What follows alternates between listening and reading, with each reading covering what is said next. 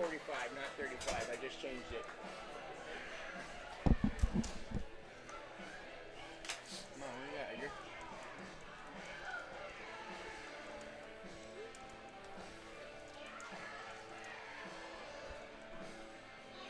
Should have known that. It's been 45 since last year. Yeah, I don't even know why it was. Are you? That's what he used to be.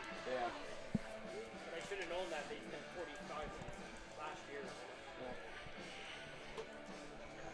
Where's Edgar? Go.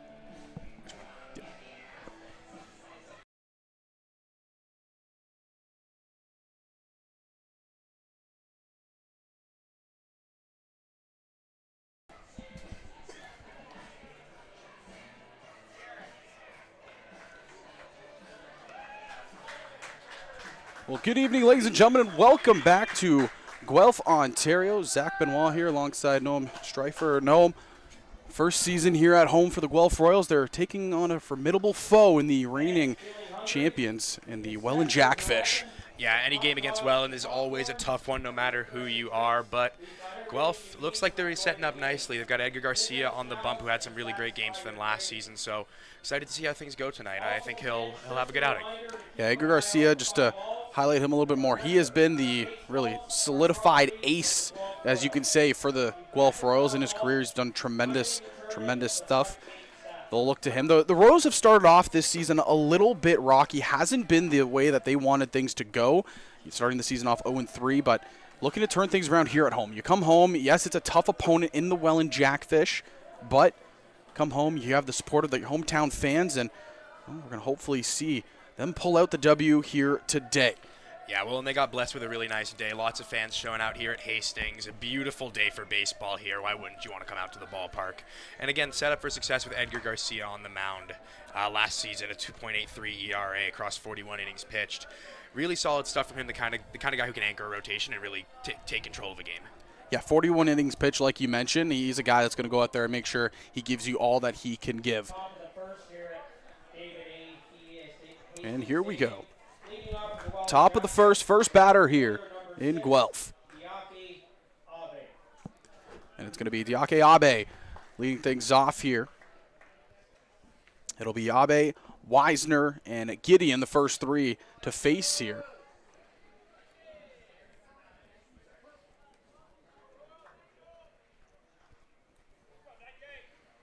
Garcia leans in, first pitch, and it's a first pitch strike here in Guelph. We're underway in this one in the home opener. Tone setter here early on. Garcia leans in, gets his sign. Fastball fouled right off the back netting here. Quickly ahead 0-2 to Abe.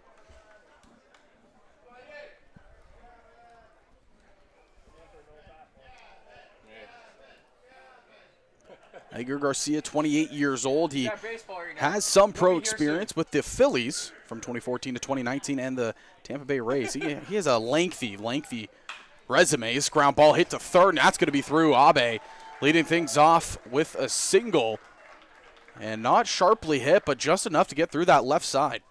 Yeah, it looked like he got it off the end of the bat a little bit, just sneaked its way through. Perfectly placed, just unlucky stuff for the Guelph defense. The Guelph defense looks like this. In the outfield, from left field to right, left field, Ryan Dos Santos. Out there in center field, you have J.D. Williams, and right field, you have Marcos Castillo. Yeah, J.D. Williams, very quick with it out there. He can track down almost any fly ball. One of the better defenders I've seen in the CBL.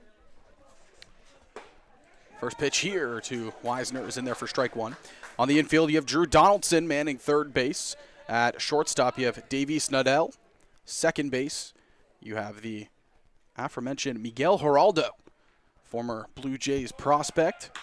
Abe takes off, and this one's hit right to Geraldo, and is going to actually eat him up. So the first two runners will reach base safely here, as the air will be charged there to Geraldo. Yeah, and they started the runner on that one, so regardless of the error, they were never going to get the double play, but that's just an out you have to have there, especially from a former big league prospect in Geraldo. Liam Wilson is the man over there at first base, and the designated hitter today is Garrett Takamatsu.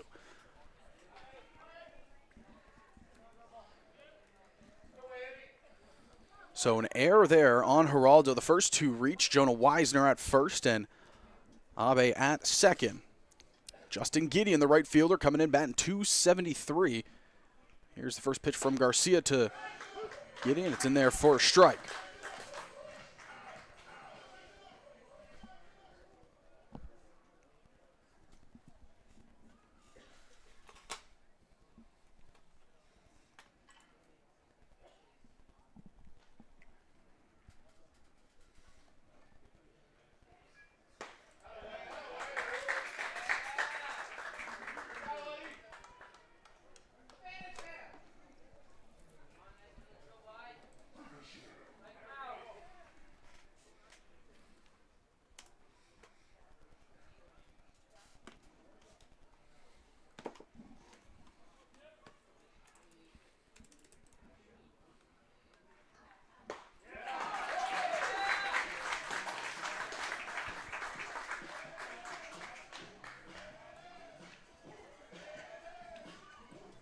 The catcher, number 23, Robert Mullen.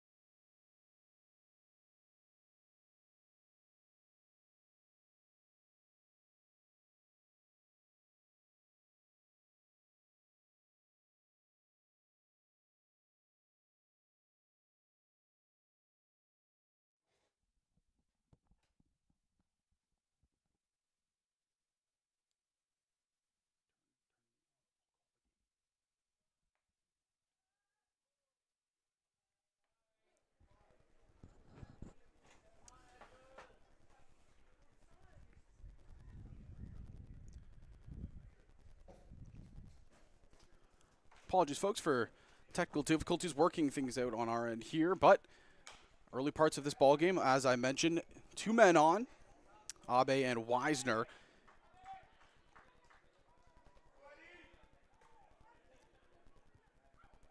Gideon was sat down via strikeout and brings up the number 4 hitter in Robert Mullen. Count 1 ball, 2 strikes here to Mullen, 1 out here in the inning. Ground ball hit to short. Flip over to Geraldo for 1, throw to first. It's going to pull Wilson off the bag, but he grabs it and tags the runner. So Garces gets a big, big double play. And he'll walk off the field. Garcia, head held high, as the Guelph Royals will be going up to bat. Everyone dreams of being great. Only a select few can be iconic. But only one is chosen. Introducing the Chosen One from Rawlings. The all-new one-piece composite iteration of the top-rated and established Icon BB Core bat.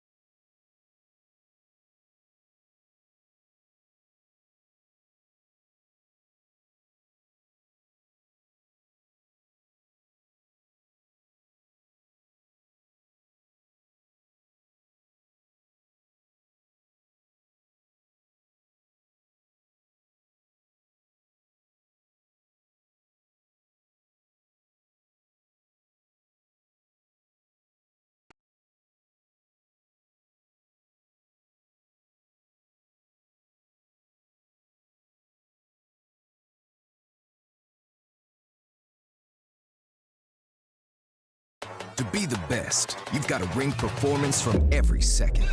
The game is getting faster every season. So Rawlings made a time machine to help you keep up. Introducing the all-new Velo ACP. It's light, it's balanced, so you can pick your pitch and drive the ball with maximum exit velocity. The game's gotten faster. Your bat has too.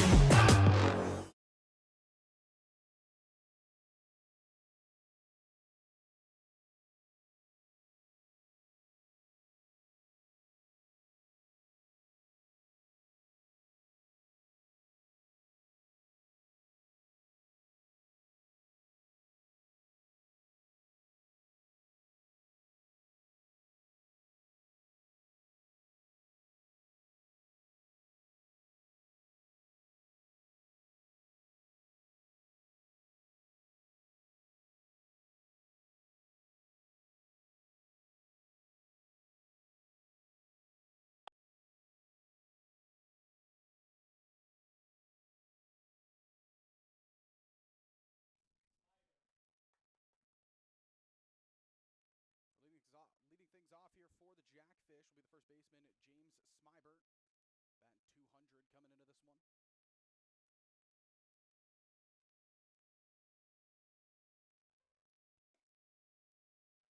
So after one, neither team able to scratch one across. The Royals had a chance. They had a leadoff single by Dos Santos. He swiped third and tried to go home on a chopper over to third base, but was evidently cut down. Garcia firing here, 1-1 count to Smybert.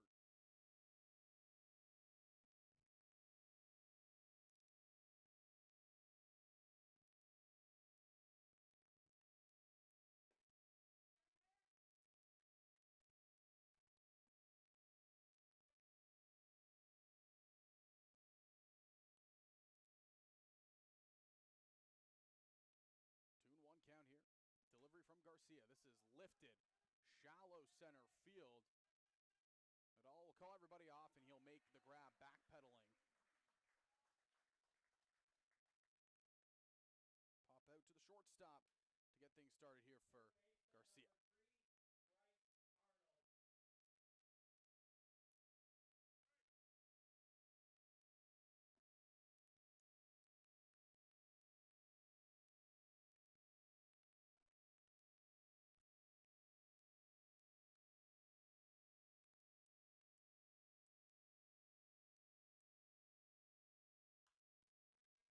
First pitch fouled off right over the Welland Jackfish dugout. Third baseman Bryce Arnold. Arnold spent time in the Toronto Blue Jays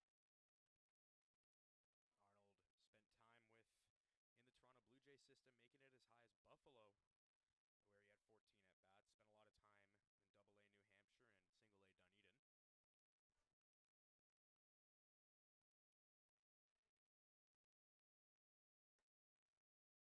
Pitch missing there. Count even up here, 1-1 by Garcia. So far in the season, Bryce Arnold, 3 games, 13 at-bats, 3 hits, 1 double. Sporting the .231 average coming into this one. Garcia. Foul ball. That one got in on the hands of Arnold and looked like it hit right off the knob.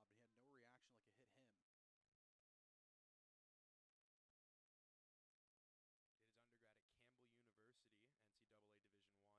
Played there from 2019 to 2023.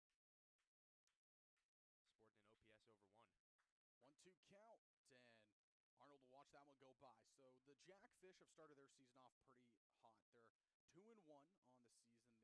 The 1 win at home, that comes against this very team, the Guelph Royals, where it seemed like Guelph to start the season off, Noam, they were just trying to get things rolling, and they just couldn't get that offense going.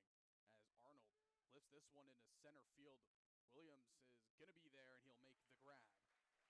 Yeah, it's tough stuff to start the season off in the slump, especially bringing in a former, affiliated player in Geraldo. You want your staples like Takamatsu to be producing. And, of course, it's only a 3-game sample, but especially given how they finished last year, you want to get things off to a hot start. I think that's just it. The bats just haven't gotten going. And early in this game, they got some production, mainly out of their leadoff man. They got it from Dos Santos there with the leadoff single to start things for Guelph, but haven't been able to scratch across any runs. Guelph as a team sporting a 208 average as this ball's lifted to left field. Dos Santos running back. He's back all the way. It's off the wall. Into second, sliding and safe.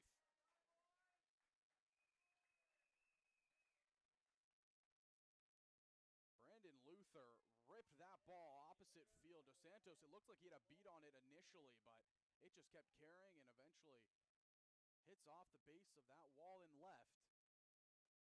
And it's a 2-out double there for the shortstop, Brandon Luther. Oh, and that's what Luther does. Great bat speed, solid enough speed. Very solid player to have at the bottom of the lineup. Logan Grant, the designated hitter today for the Welland Jackfish, steps up, and we'll watch first one go by for ball.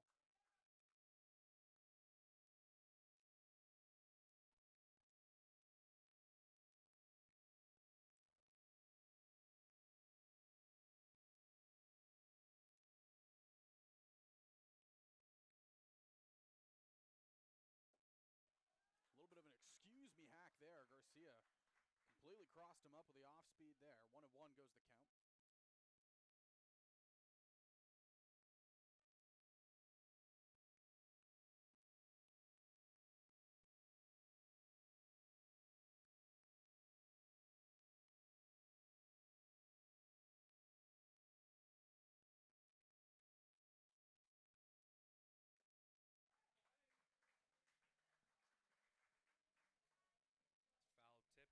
Foul tip for strike number 2.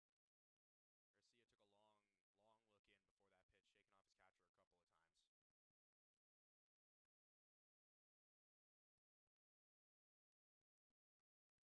Count here 1-2, 2 outs, runner on second. Garcia trying to get out of it. Outside half, swinging, strike 3. Strands one after the 2-out double. And Edgar Garcia walking off the mound again, head held high. We head to the bottom half of the second with the Royals due up.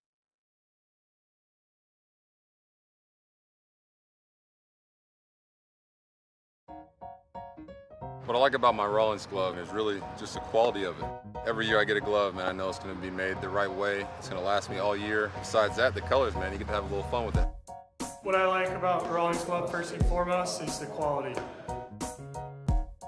It's got to be like an extension of my hand and very flexible and have a deep pocket and, ready for diving and anything that comes my way.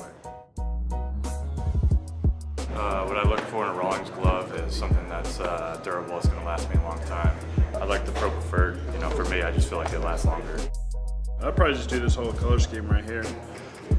I'm gonna wait for the gold. I gotta get gold glove before I can do the gold. As a kid growing up, whenever I'd see somebody out on the baseball field, that's all they had was a Rollins. All I wanted to do was grow up and get a chance to be on a major league field and, have my Rollins.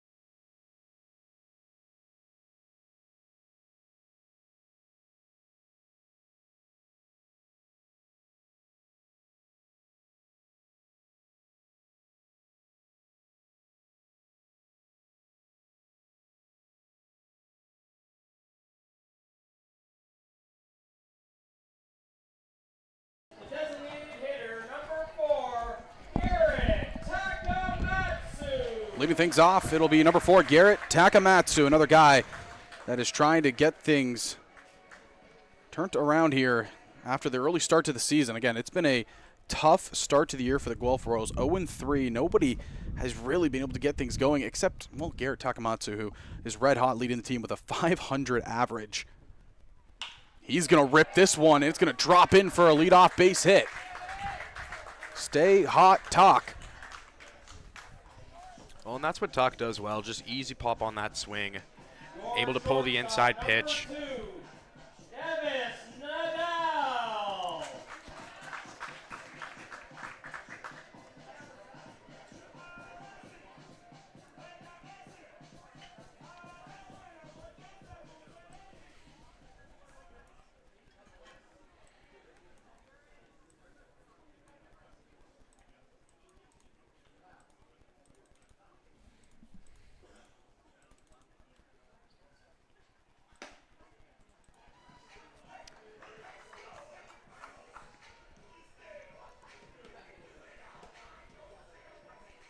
Shortstop, Davis Nadell coming up, sporting a 300 average coming into this one.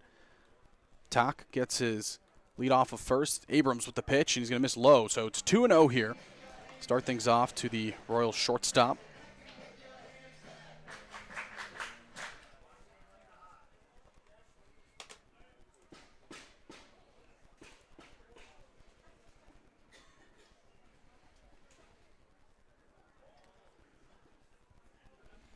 Abrams gets his sign, leans in. Here's the delivery. Popped up over in front of the Royals dugout. Arnold tracking, and Arnold will make the grab.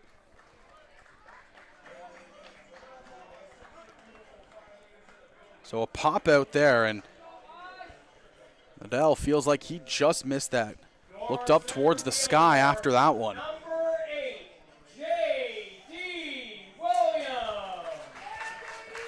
J.D. Williams coming up here to bat. This is a bat that the Royals would love to get turned around, would love to start getting production from him.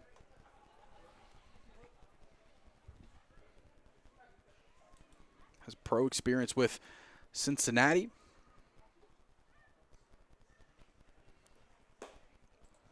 Low and outside, missed there by Abrams. 1-0.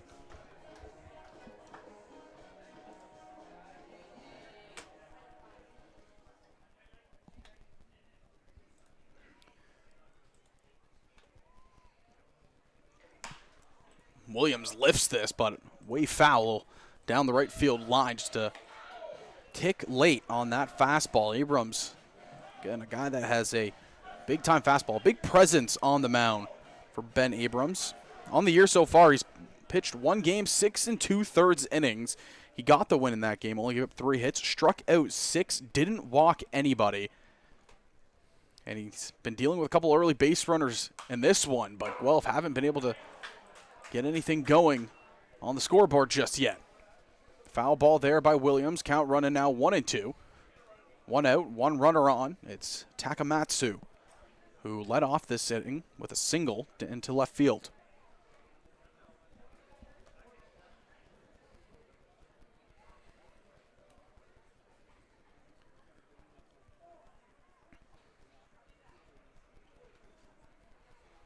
Abrams leans in, the pitch in the dirt, gets it to the backstop. Mullins can't backpick it.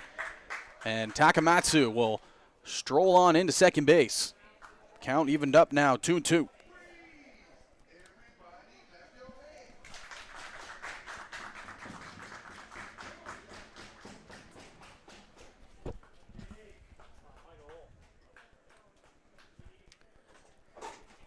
Count, 1 out.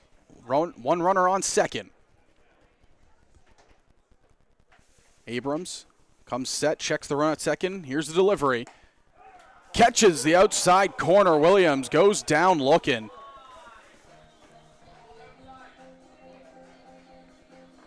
And that is just a devastating off speed. Picking that outside corner perfectly.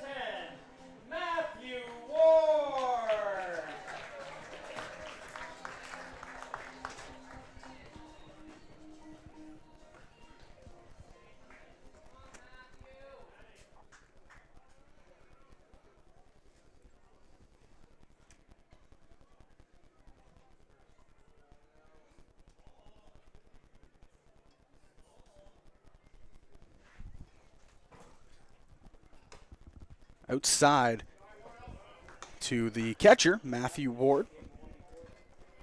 Count here 1-0.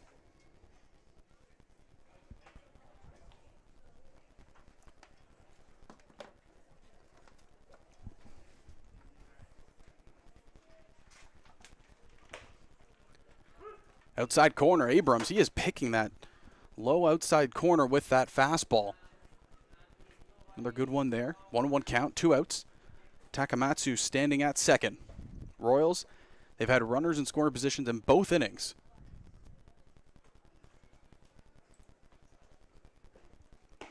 Low and away, off speed, can't connect.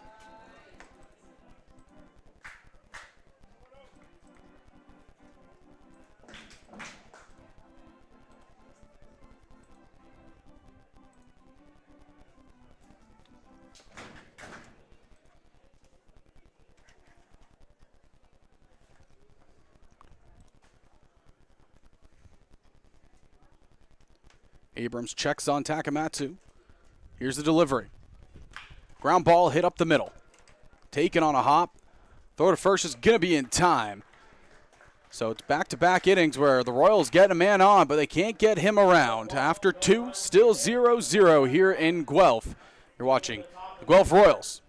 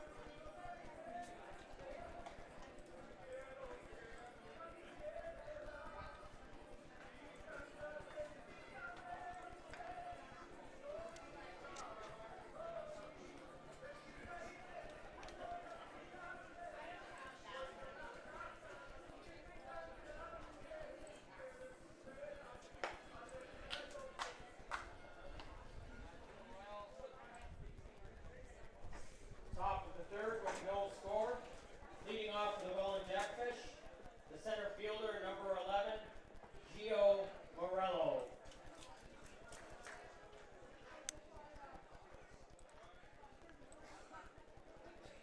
Gio Morello leading things off.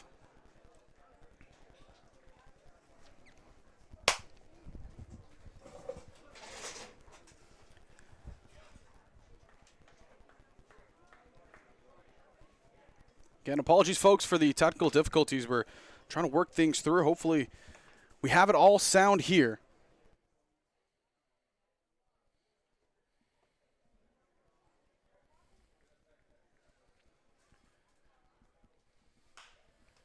This is lifted left field to Dos Santos.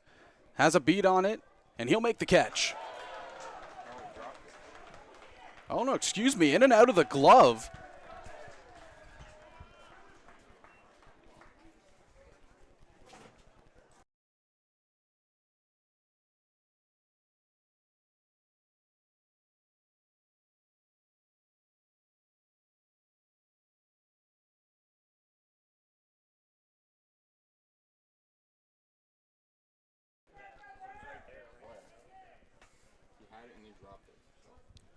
So air out there in left field to Dos Santos.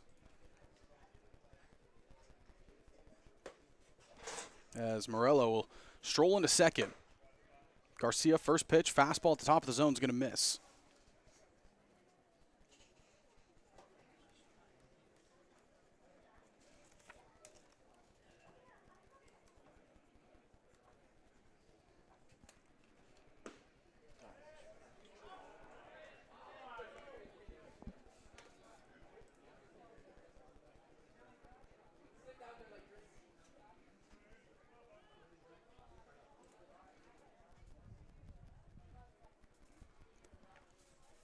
2-0 count here to the leadoff man, Abi.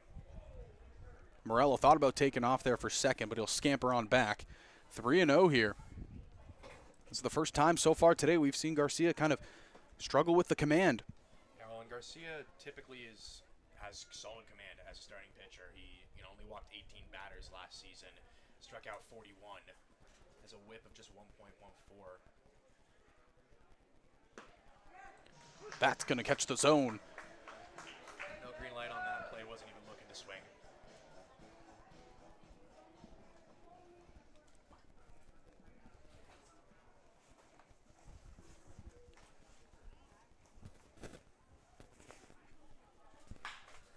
Ground ball hit to second. Geraldo drops to a knee to make the play.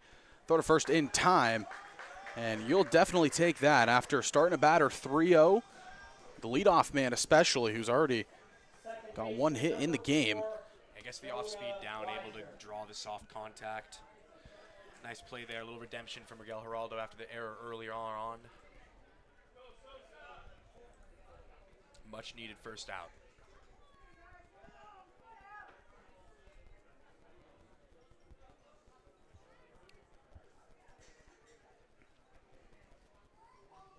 Brings up Jonah Weisner, who watches that one go by for a strike.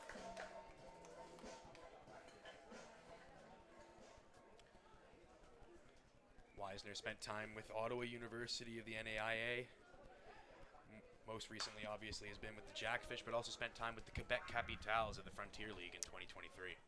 Lifts that one foul out of play. He's quickly behind 0-2 here, and Garcia trying to work out of trouble. He was an All-American back in 2022, batted .426 with a 1.328 OPS. We've seen the bat that Weisner has. He's displayed it in the IBL, now known as the CBL, as that just misses inside. Beautiful pitch by Garcia. He has his hands on his hips. He can't even believe it.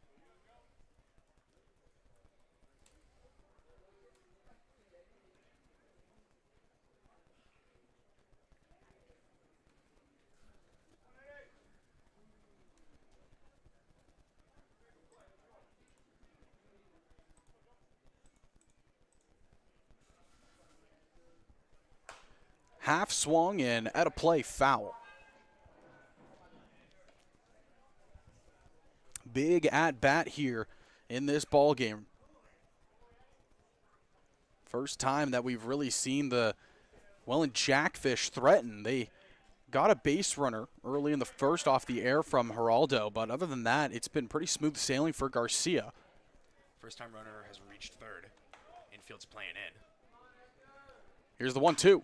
And that's a shot right into center field as Weisner will open up the scoring here in Guelph. It's 1-0 Jackfish. Yeah, just easy swing on that one. Lets it back in the zone. Shoots it the other way for a base hit over the head of the infield playing in. That's what Welland does so well. They string hits together. They'll take the early 1-0 lead.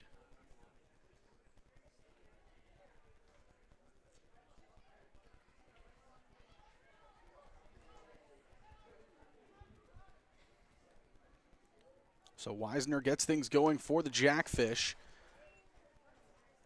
That brings up Gideon for his second at-bat of the ball game. Struck out looking his first time. Gideon making his return to the CBL, formerly the IBL, this year. Spent some time with Hamilton and Welland back in 2022. Taken off for second, and he's in there. Great jump by Weisner. Nothing that Matthew Ward could have done on that throw. It was a bullet right down to second, but Weisner, he was hopping off of first, and he gets in there with a head-first slide. Yeah, Weisner just got a good jump on that one. Garcia wasn't really keeping tabs on the runner. Easy stolen base there.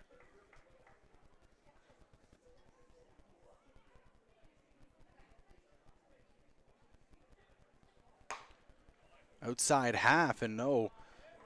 Just missing. Count running 2-1 now. Justin Gideon spent time back in 2015 and 16 a decade ago now with the Burlington Bandits. I might need to brush up on my history. I'd never heard of them, but they were an IBL team back in the day.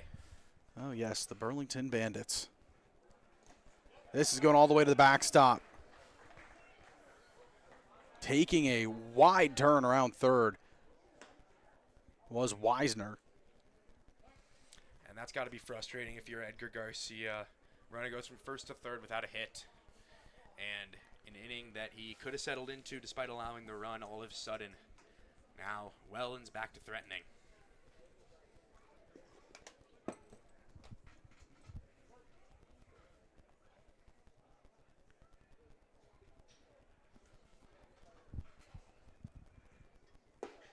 Garcia with the off speed, and they're going to say just missed. So that is a walk to Justin Gideon, and it'll bring up the catcher, Robert Mullen, with runners on the corner. Catcher number 23, Robert Mullen. Yeah, Garcia just looking a little uncomfortable on the mound in this inning. Showed a lot of confidence earlier. Now you can kind of see the body language. He's struggling with the command a little bit. It's getting to his head.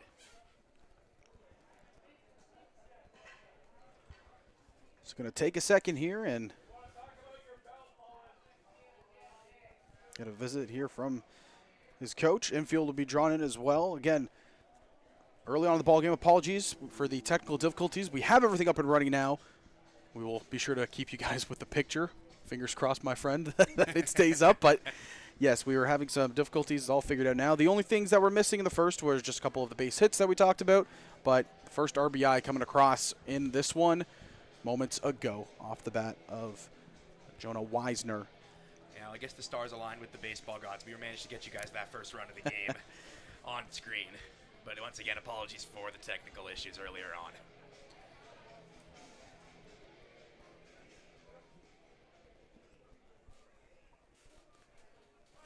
Again, the IBL, now known as the CBL, moving to a full professional league. These players, I mean, they understand the higher stakes early on in the season, different rule changes.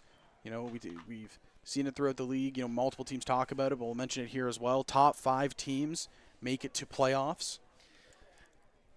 Yeah, that's really going to impact the way that the regular season shakes out for these teams. There's no more getting off to a slow start. Taken off for second, but it looked like the hit and run was on. Mullen will foul that off down the line. Robert Mullen, in his 3rd season with the Welland Jackfish, an OPS above 900 his last 2 years, about 150 at-bats both seasons. He's got a high on base and a high slugging percentage. Like, he's got that 3-4-5 that you look for in your slash line. Very talented hitter. Pick-off move to first, not going to be in time. Clubbed 11 homers last year. Back in 2022, clubbed 15 with the London Majors. Along with great defense behind the dish, making himself a very, very valuable asset. Taking off for second again. This is shot right through the hole. It's going to cash in one. On his way to third, standing up, Mullen is going to get an RBI single. Doubling up the lead here, the Jackfish, 2-0 in the 3rd. And that is a textbook hit and run right there. The steal draws the second baseman away. Managed to shoot that ball the other way. Robert Mullen, great bat control on that one.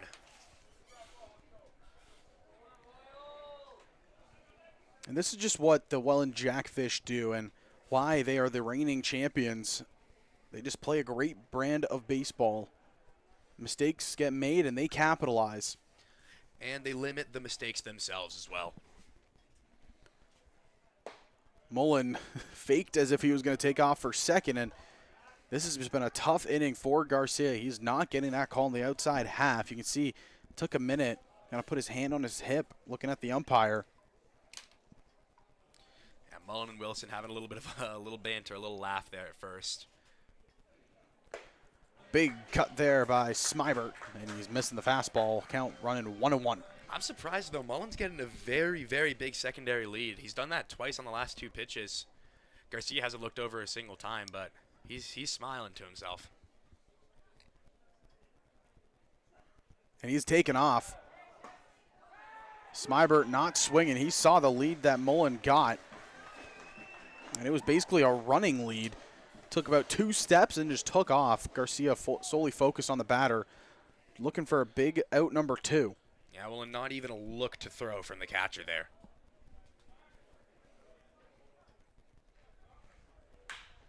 This is lifted center field.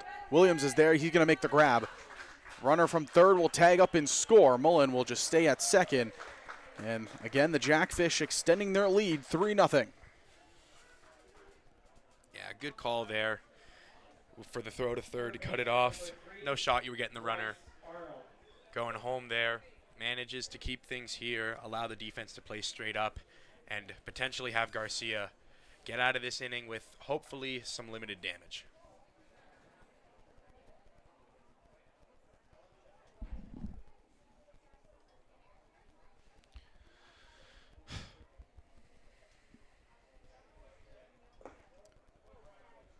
First pitch here to the third baseman, Arnold, is going to miss low and away for ball 1.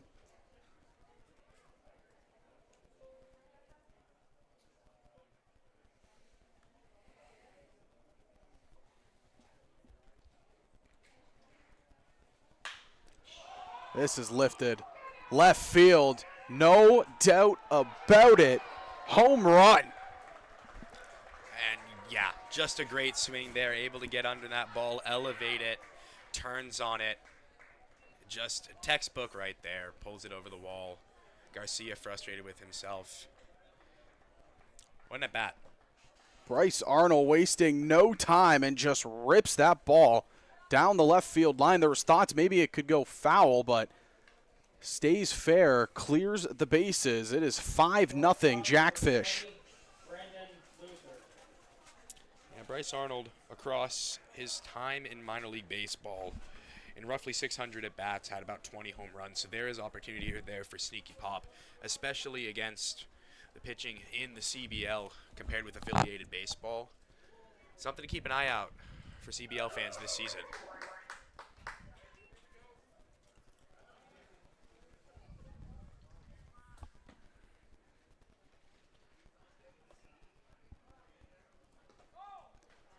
Garcia just kind of revved back there, and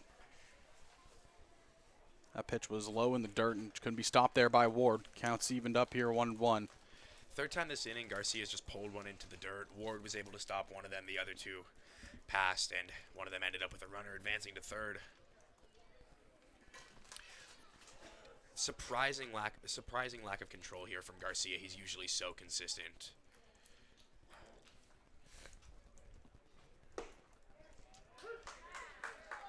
Able to lay one in there, though.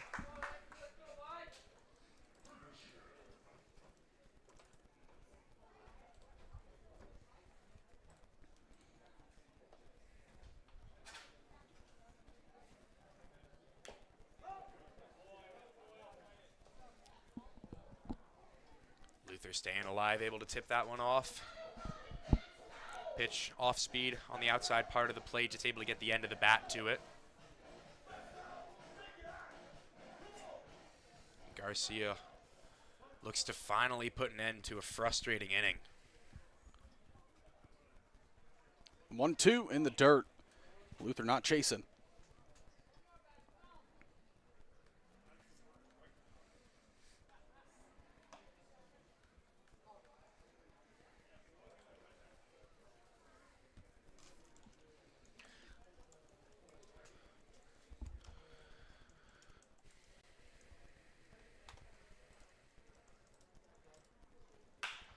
This is shot right back up the middle.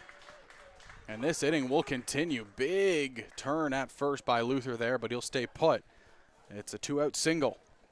And just once again, great contact for the Jackfish. Consistently hitting line drives, obviously that big home run as well, but they're just keeping the line moving. Next guy up, there's a lot of trust in this lineup. There is movement in the Royal bullpen. Unfortunately, my eyes aren't good enough to see that far, but could be close to the end of the road for Garcia today. Grant swings through that one for strike one. Logan Grant so far on the day. He struck out in his first plate appearance. Stands at 6'1", 190 pounds. Calgary, Alberta native.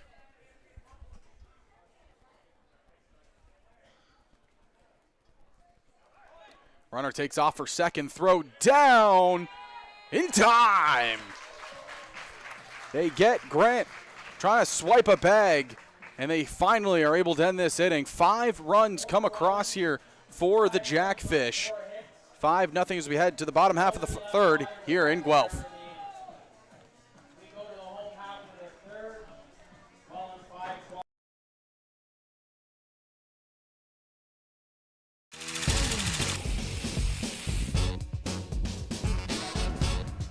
Yeah, what do you recommend? I love this color right here. So I'm gonna do like a navy and red lace. I like to be subtly flashy. My first glove was the Rollins glove. This right here is kind of my baby. Took a year for her to break in. Rollins guys hooked me up with this color. It was a new color that came out, and I was like, let me get it. I always played with a Rollins glove. That's all I know. It was branded in my brain to play with that. I just fell in love that it was brand new, and when you get a pro glove, you don't have to put it in the microwave, you don't have to run it over with your car, all you gotta do is use it.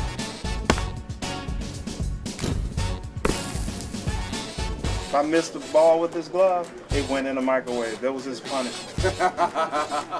He's blaming the arrow and not the Indian.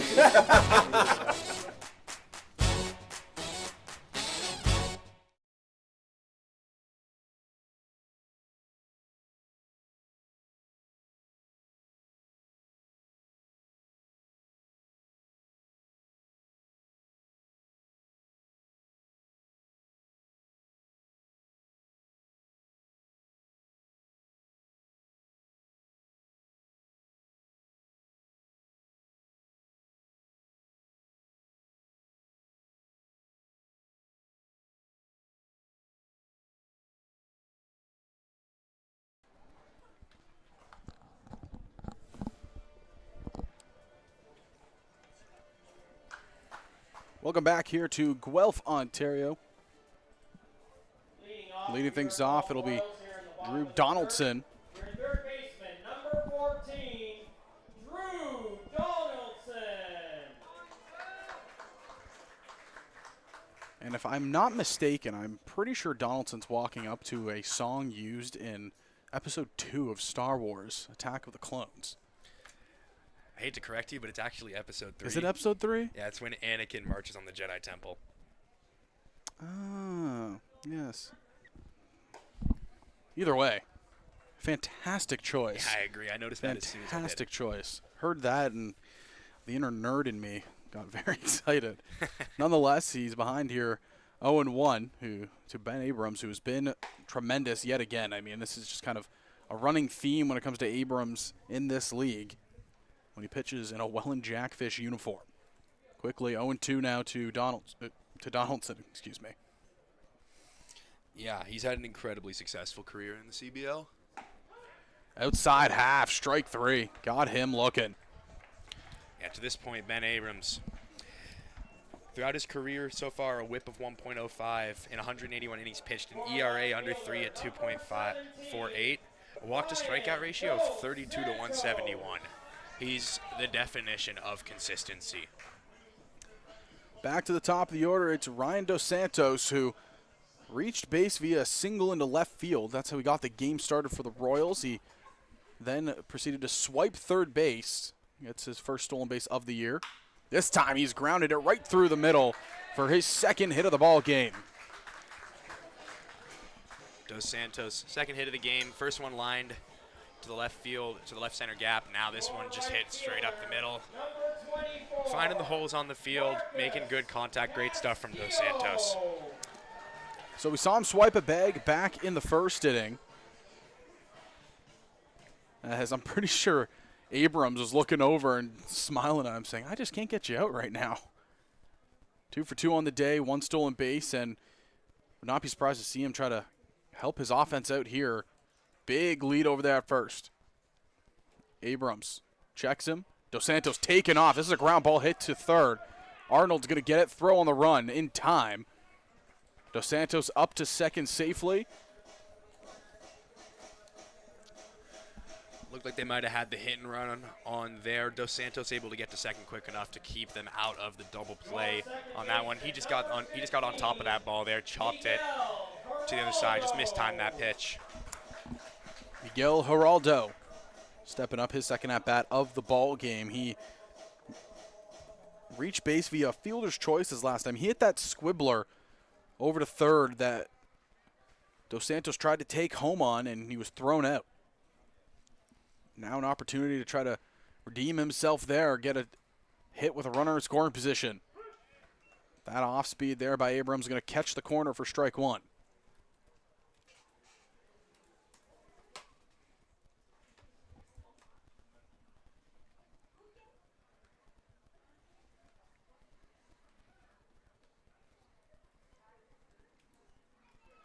Abrams checks Dos Santos. Pitch here. Big cut at that. Quickly behind 0-2.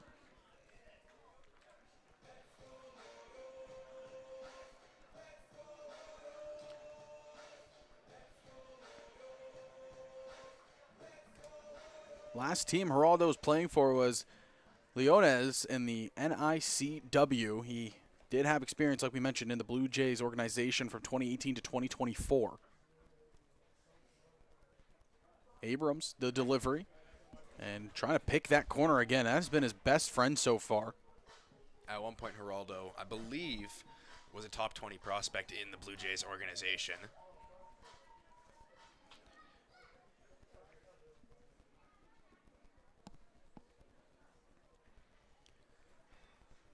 Two outs, runner in scoring position. The Royals trying to get a run across here, and Geraldo watches that one go by, evened up here, 2-2.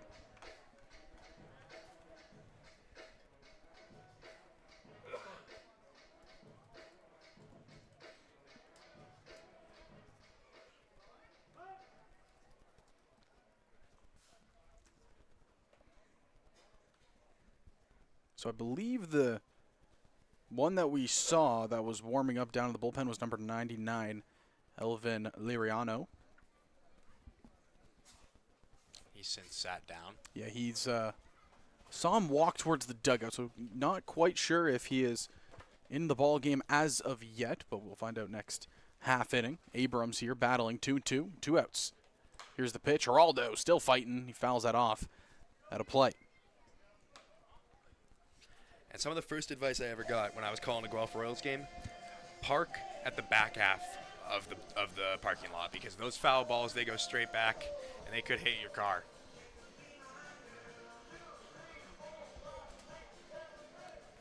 Geraldo fighting here. He's fouled off a couple of tough pitches, but staying alive. Lifts this to right field. It's diving, but the catch will be made by Justin Gideon, and that will retire the side. The Royals strand another one. They aren't able to come get one across, as it looks like Elvin Liriano is indeed coming into this ball game for the bottom half.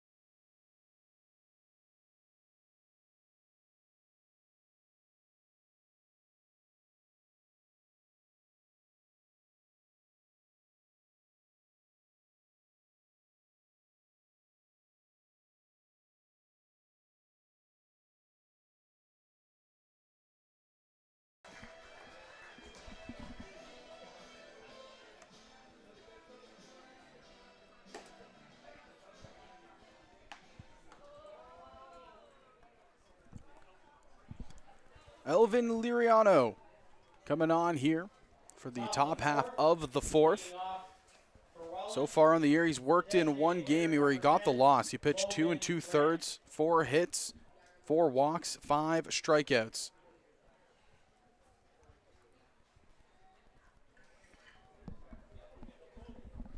Spent time with the San Diego Padres organization from 2011 to 2016.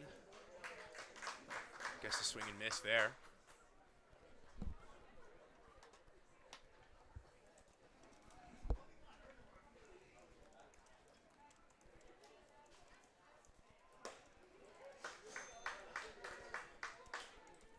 Head 0-2.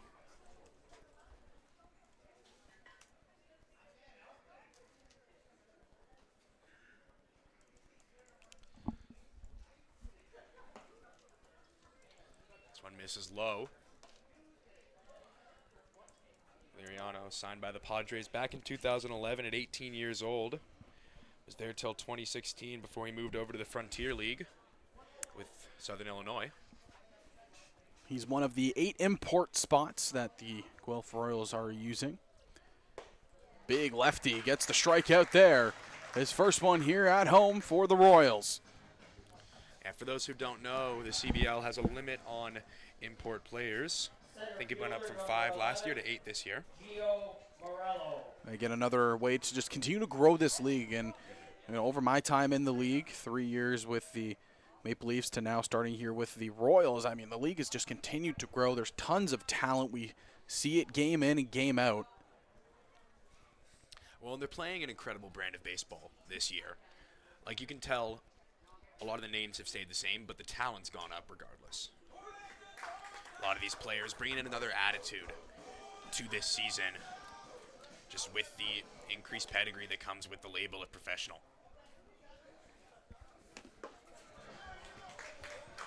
Morello swinging through there. He's quickly behind here. 0-2. Liriano not wasting any time here.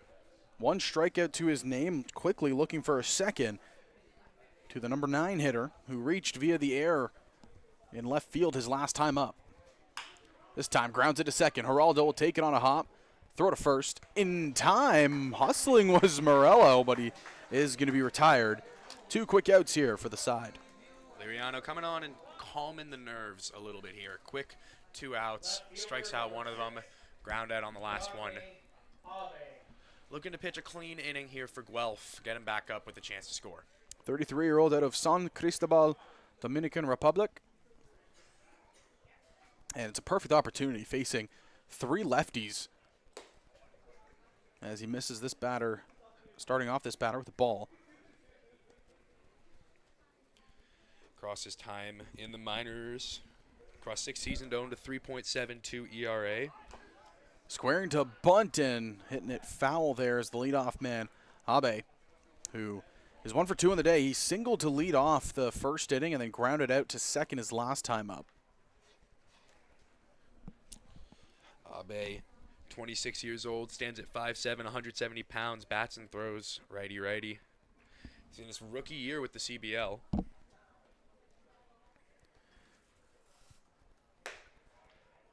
Liriano just missing there. Looked like a good fastball on the upper outside of the plate. Just couldn't get it.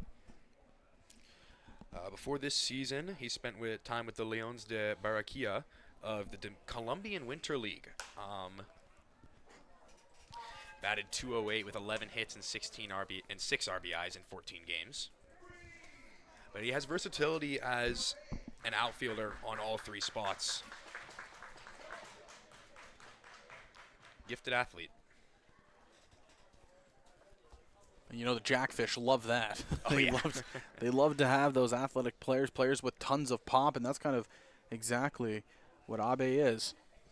Yeah, the Jackfish, they're constantly looking for that, like, I guess, prototypical 5-tool guy. Someone who can run, someone who can hit, someone who can kind of fulfill every need on the roster to a certain degree.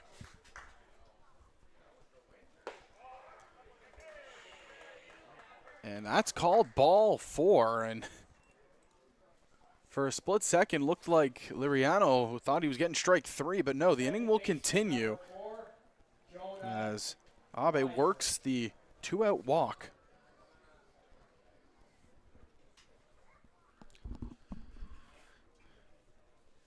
Yeah. Liriano took that step off the mound there, clearly thought he got him. Now he's got to lock in for another at-bat, and it is a tough one there with Jonah Weisner at the dish. Yeah, Weisner got the RBI single, and that was really how we got things going for the offense of the Welland Jackfish. Just missing on the outside half there is Elvin. Yeah, Weisner kind of created a rally of his own as well. Scored the RBI and then also made it first to third without a hit, stole a base, and advanced on a pass ball.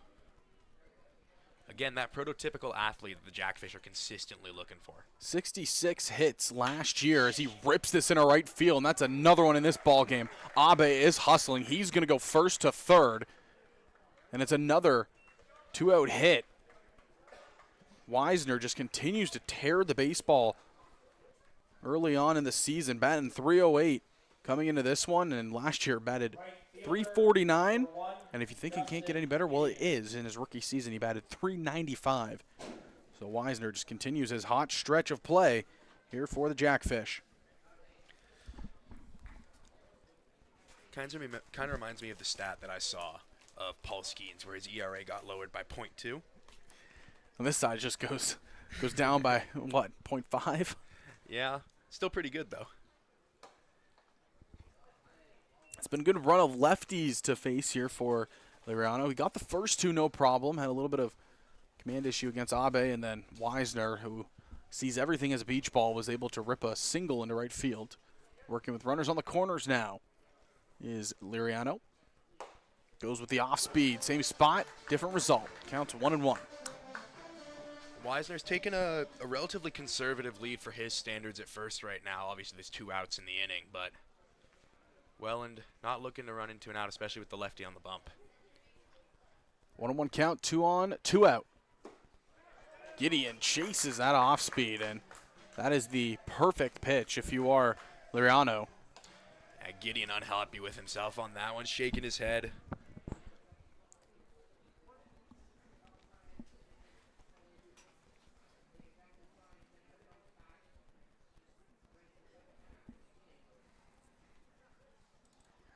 Taken off, and fake throw down. It's going to be 2 runners in scoring position here.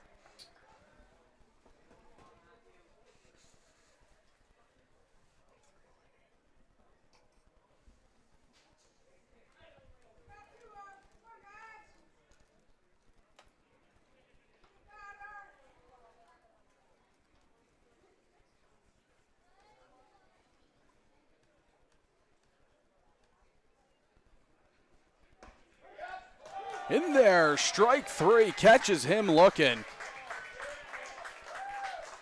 And Liriano will retire the side there. No runs come across, 2 stranded in scoring position. Headed to the bottom half of the 4th, it's 5-0 Jackfish. The Royals looking to strike back.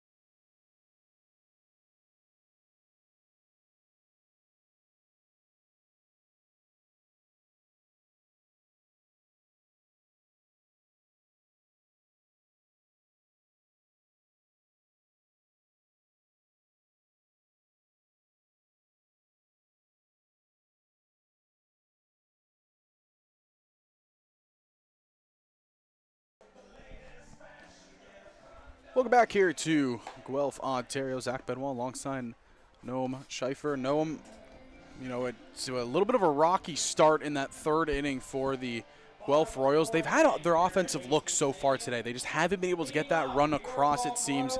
But the bats, you know, they're alive and they're well. They just haven't been able to get that big hit yet.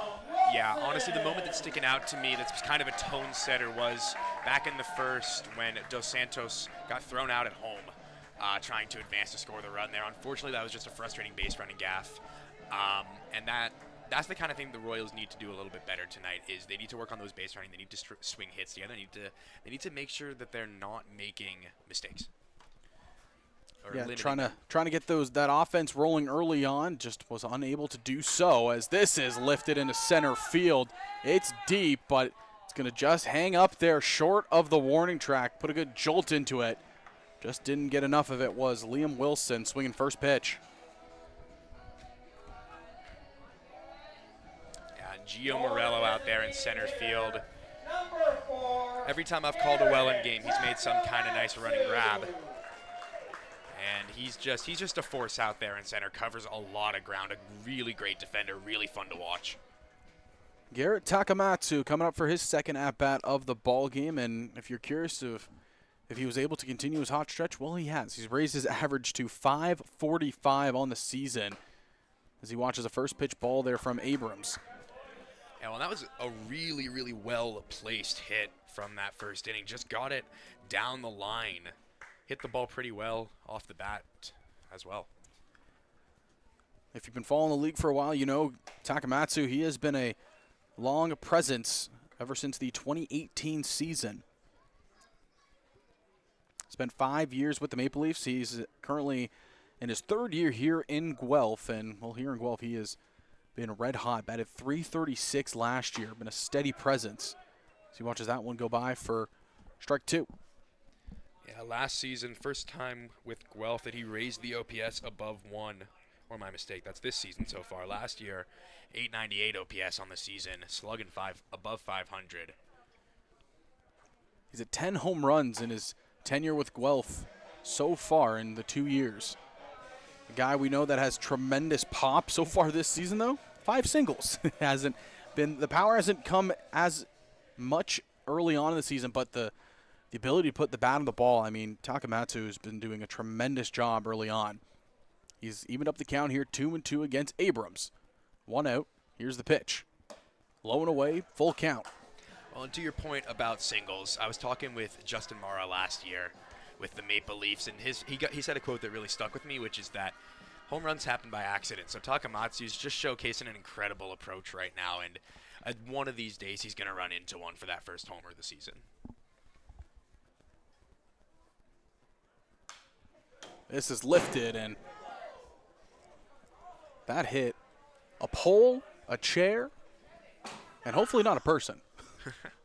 Yeah, snuck its way through the little gap in the netting there. Heads up.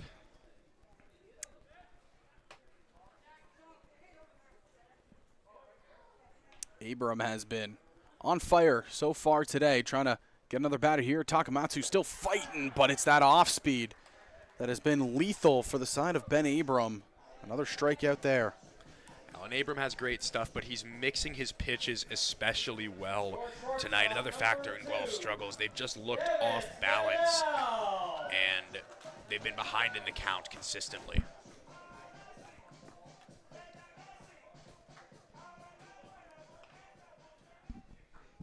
I'll bring up Davis Nadell, who's 0 for 1 on the day. Popped out to third base his last time up. This time he rips it, but way foul. Got a great piece of it, was just early.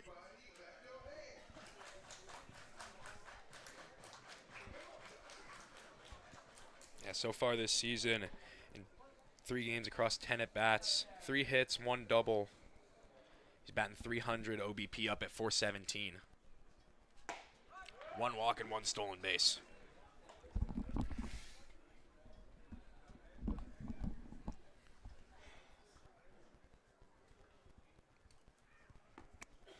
Abram ahead here, 0-2.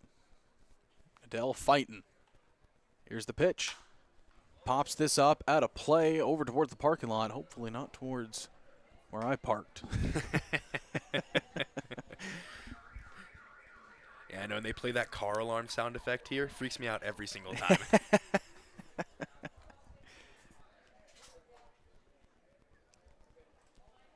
Abram gets the sign. Here's the delivery. In the dirt, trying to sneak in that off speed. Just got too much grip on it there. And Adele, despite going down 0-2 here, showing some prowess on the following 3 pitches. Fouls off 2, then able to hold off on the ball, on the off speed in the dirt there. Able to stay alive, prolong this at bat, and when you're at this point in the game, if you're Guelph, you just need to see as many pitches as possible. Try and chase that starter out of there. It has been an efficient evening so far for Abram. 33 pitches. Shot down the right field line, but foul again. That's another one that Nadell, he is just out in front of. He's getting a great piece of it. Just can't keep it between the white lines. Yeah, he's made great contact a couple of times right now, just been early on it a little bit. Especially with 2 strikes here. Just got to shorten up, sit back a little bit. Rips it, foul. Another one. He has read up that off speed. He is just a tad early. And if you're Abram here, what are you going to? Clearly he's read up the off speed, but you'd think right now he'd be sitting fastball. Well, the count is in his favor.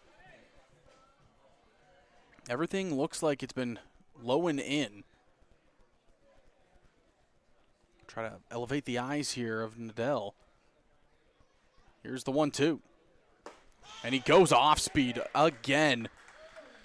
Gets Nadell swinging. Ben Abram having himself an evening here in Guelph. 5-0 after 4. The Royals trail.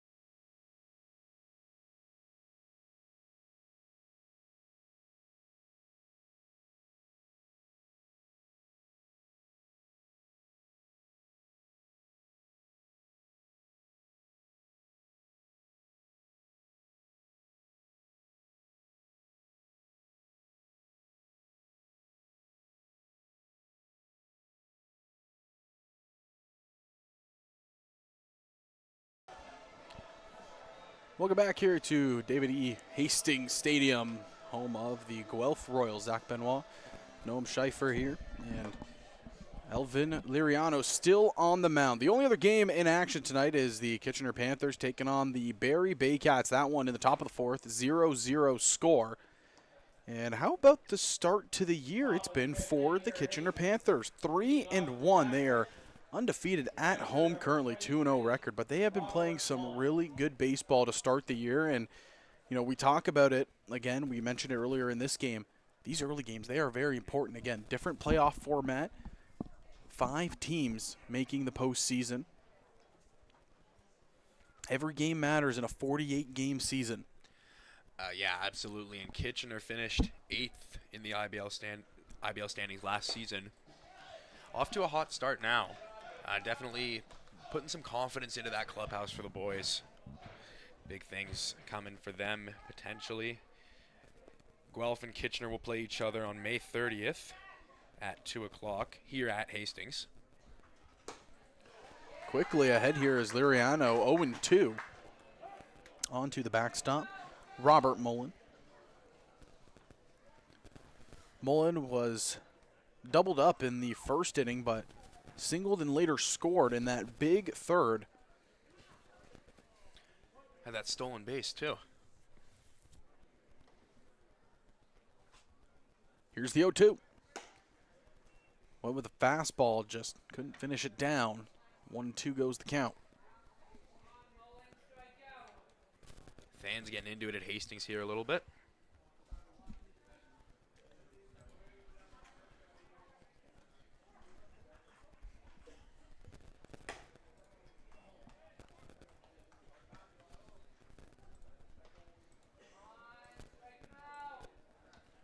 Two and 2 count.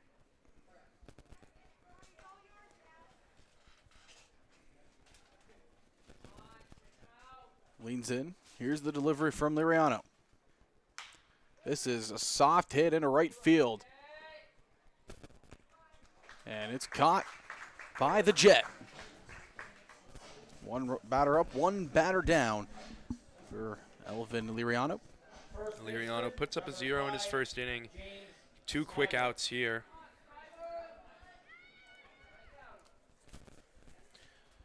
Setting the tone. Movement in the Guelph bullpen. Again, can't quite see who that is, but Looks like it's number 50, Chris Lazar, going to the bullpen to start getting loose. Note to self, bring my binoculars. note to self, go to the eye doctor. That too. Smybert coming up again. He's going to shoot this over to left field. Dos Santos has a beat on it, and he'll make the grab for quick out number 2. Nice play there by Dos Santos, again showcasing those wheels you were talking about earlier. Catching that one on the run, staying with it. Hard liner as well. Third baseman number 3, Bryce Arnold. Bryce Arnold coming up, and he had the big fly back in the third. 2-run homer that just stayed inside that left field line. Yeah, and like we've talked about a little bit again, Arnold spent some time in affiliated ball, so a formidable opponent here. Watches that go by for strike 1. Looked like a backdoor breaking ball that just caught the outside half. He's also got the lefty-righty matchup advantage here against Liriano. Big swing for strike 2. Yeah, across his time in minor league baseball, a low 200s batting average most seasons, but that slugging percentage creeping over 500 sometimes, so sort of an all-or-nothing hitter. Liriano looking for the strikeout. Lets out a big-time grunt, and he has a big smile on his face looking back towards the dugout, because he tried to get a little bit extra behind that and just couldn't finish it down with a pitch. Yeah, just missed a little high arm side.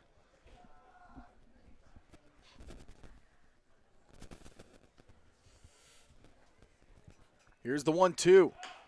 This is a chopper to the mound. Liriano, throw to first, and in time. Sat down in order are the Jackfish. Liriano, a big smile coming off the mound. Gets a nice PFP there. We head to the bottom half of the 5th. 5-0 Welland. You're watching Guelph Royals baseball.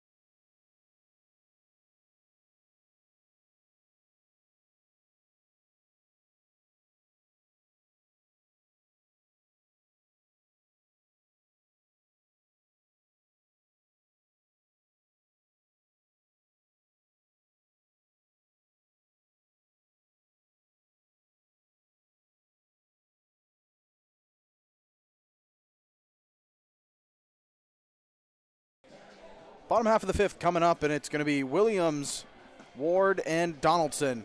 The 3 due up here in this inning.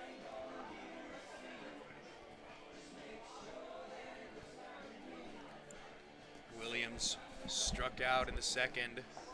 Ward grounded out, and then Donaldson struck out in the 3rd. Only at bats registered for them tonight. It has been a masterclass yet again from Ben Abram, who just continues to just add to his resume here in this league. The 26-year-old out of Georgetown, 4 years in the CBL.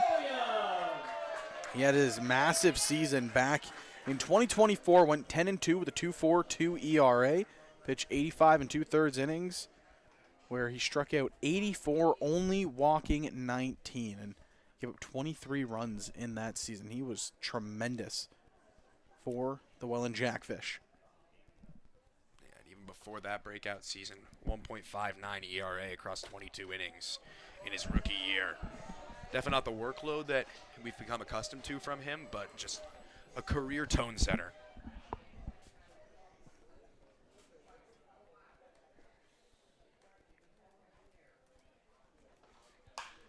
Lifted into right field. Long run, but they'll get there. Quick out here for the side of the Royals. Justin Gideon, excuse me, getting over there and making the catch down the line. Gideon spent time with Brock University in the OUA before heading over to the Frontier League. Back in 2025 with Quebec, batted .283 with 14 home runs and .877 OPS across 92 games. Good middle of the order bat.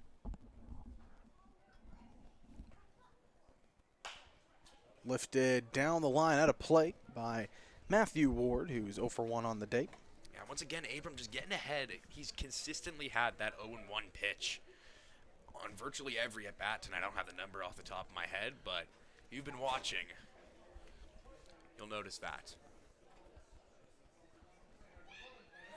So far, 3 hits given up, 3 strikeouts, and 4 innings pitched. He has been tremendous for the side of the Jackfish.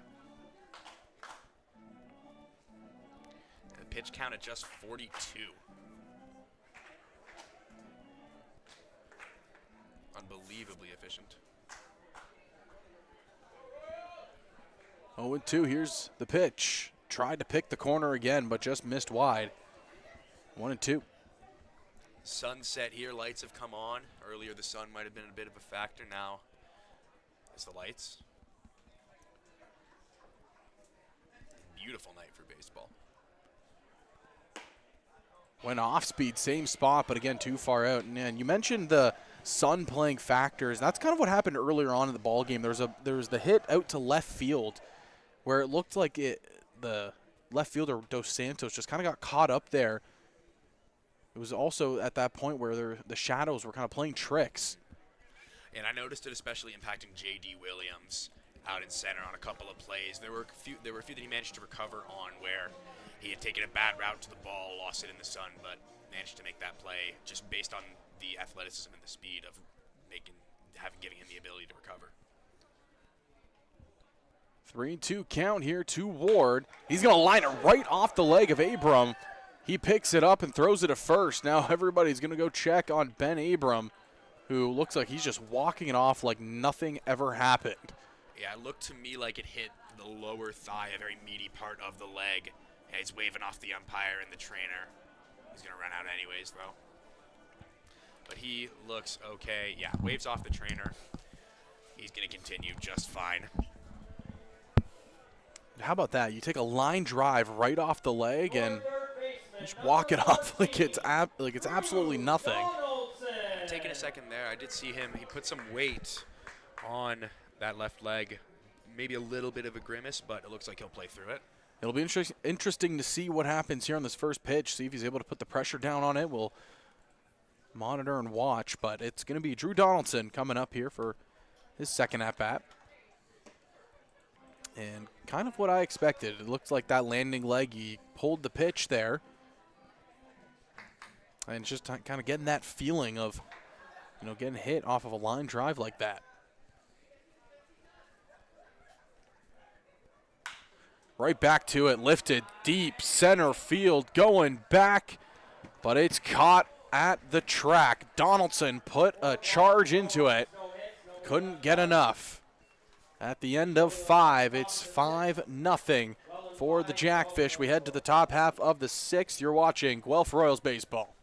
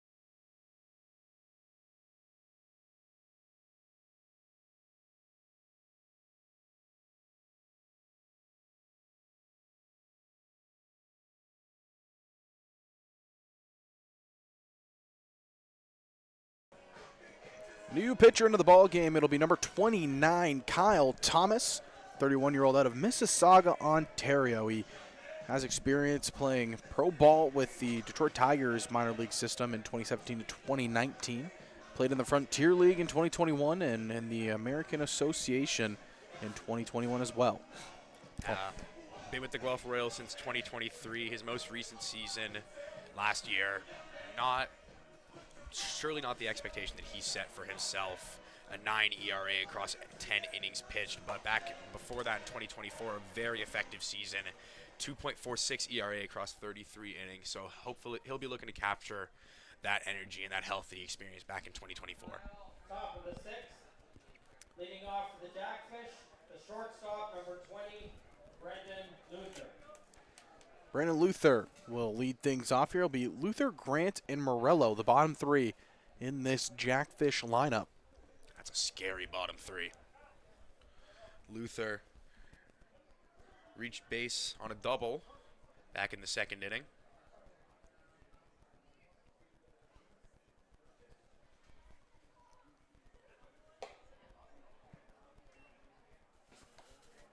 First pitch here is a ball to Luther.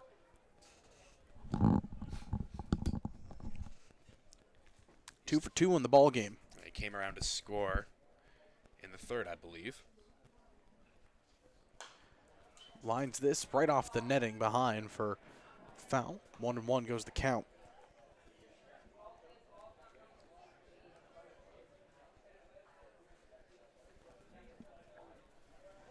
Two for 2 at the dish, a single and a double. He singled in the 3rd and then he was thrown out, trying to take off for 2nd. That was how the inning ended. This catch in the inside half for Thomas. Ahead in the count, 1-2. He did his undergrad at Bellevue University of the NAIA. He was an all-conference selection in 2024 when he batted .381, 9 homers, 40 RBIs, good for a .1066 OPS. Bat outside, evened up 2-2.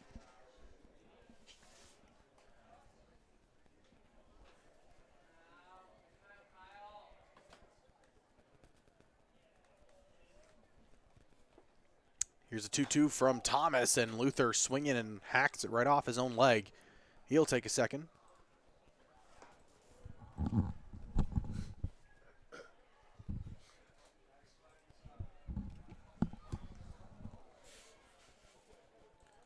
Again, the only other game tonight is Kitchener and Barrie, and top of the 5th, Barrie has a 2-0 lead on the Panthers. Looking to stump that 3-1 start.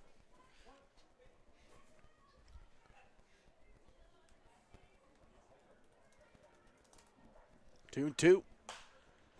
Shot down the left field line, but foul again. Luther put up another solid at-bat.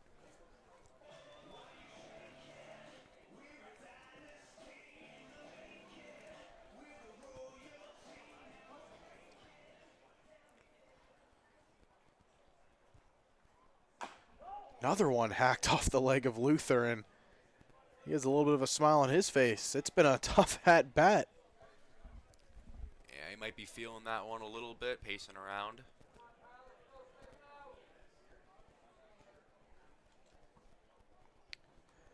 The past weekend, all the games, Saturday and Sunday, washed out due to the rain. It was a just downpour throughout southern Ontario, and you know, the worst enemy of the CBL, Mother Nature, decided to strike. Made it super tough for any games to get played. I know a couple of them were trying to, but the fields just were not going to hold up with the amount of rain that we saw here in southern Ontario. This is a ground ball. Hit to second. Geraldo taking a hop throw to first. Not in time.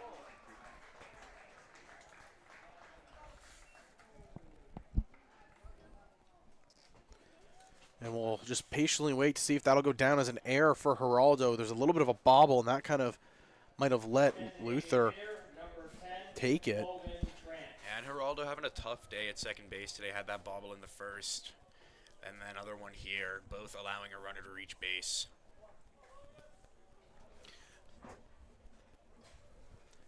And it's little mistakes like that, unfortunately. It's frustrating as a Guelph Royals fan.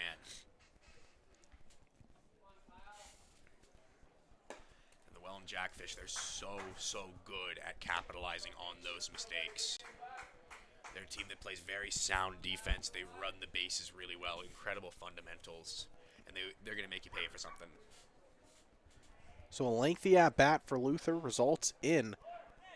This is another one shot right up the middle. Geraldo's going to take it, throw to first, and it's going to be in time. A little redemption there for Geraldo. The runner does advance to second on the play. They're able to get a key first out.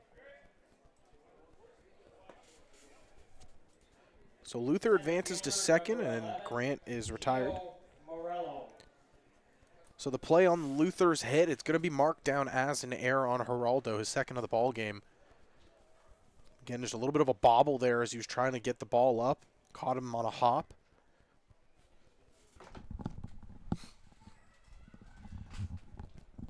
Yeah, and that's what they call, we say the same thing in Toronto for those Christie hops, but they call those the Hastings hops. This is a line shot in the left field, down for a base hit. They're going to send Luther home, and it's in and out of the glove of Dos Santos. Couldn't get it cleanly, so the runner will score. And it's an RBI single for Gio Morello, who continues to just run tyrant and be maybe one of the best 9-hole hitters we've seen in the CBL. Yeah, one of the best 9-hole hitters that we've seen, and just his impact has been felt in every facet of the game tonight. He's playing incredible defense out in center field. And, yeah, good for his second hit. Or he's on base for the second time this game, reached on an error earlier as well. Walked as well. So third time on base.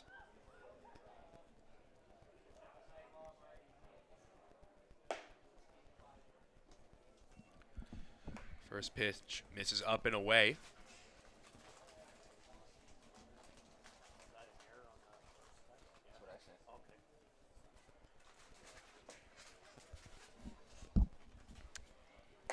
Missing high and away here is Thomas, and he's asking the ump there, seeing if that was high or just outside. I believe the umpire signaled back just high.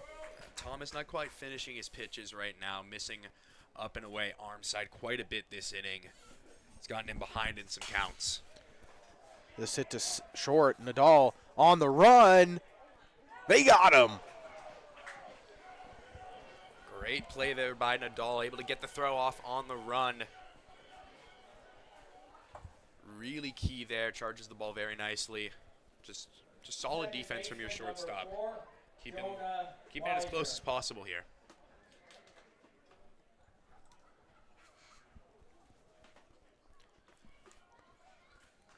That's a big out number 2. You get a speedy runner in Abe. And Jonah Weisner at the dish. What a day he has had. He reached via air in the first. And he later on scored in the third. He singled and got an RBI as well as scored. What a game that Weisner has been having. Yeah, well, Weisner is just he's such a sound number 2 hitter. He's the kind of guy who can do it all, set things up for middle of the order bats, but also just controls every at bat that he's in. This one chopped on top of by Weisner, and it's going to go roll foul. He's got a great eye. He runs well. Great bat-to-ball skills. Sneaky pop.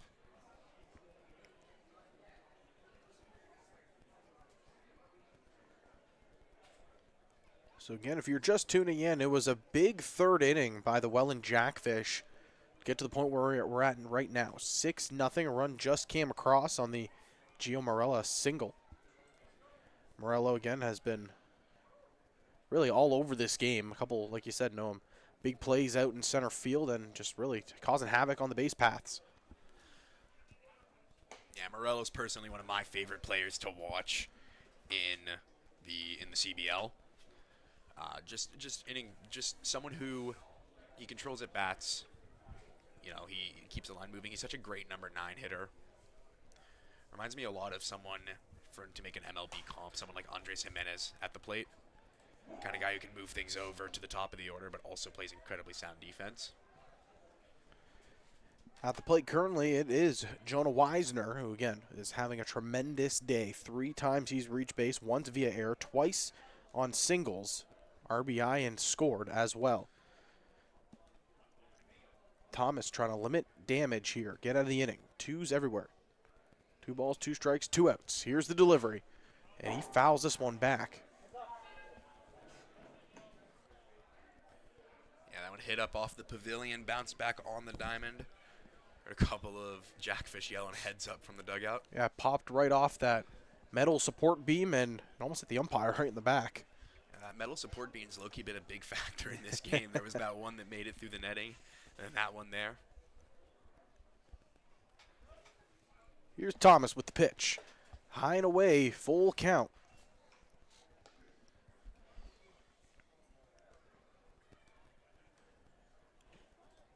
Guelph looking for any offense they can, but right now trying to shut things down defensively.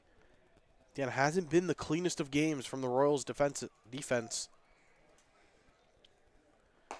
And swing on and miss, strike 3. Weisner chases the outside heat, and Thomas will strand one. One does come across, so the Welland Jackfish extend their lead 6-0 as we head to the bottom half of the 6th inning. You're watching Guelph Royals baseball.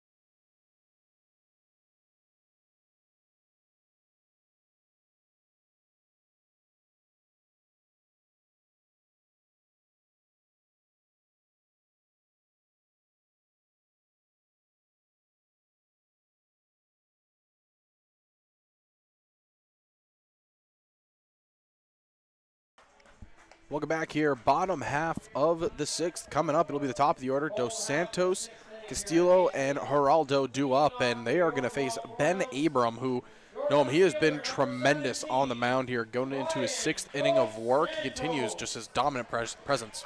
Yeah, and I mean, even despite that line drive that kind of can't hit off the back of his thigh, he's finished out that inning, and he's been incredibly effective. Clearly, the management trusts him to go out there. So far at 50 pitches. Really low number to be through 5 innings, and 5 innings pitched, 3 hits allowed and 3 strikeouts, so he's getting so much soft contact that's allowing him to stay in this game. Well, the only man that's been able to figure him out has been Dos Santos. He's reached both times he's been up to bat, both singles. Was stranded on second. His last time up was stranded, he tried going home on a short hit to third to spark some offense, and he got thrown out. Yeah, well, Dos Santos is a really great leadoff hitter, the kind of guy who can set the tone for an inning.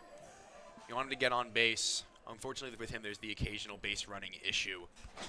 But when he's on, he's an incredibly impactful player.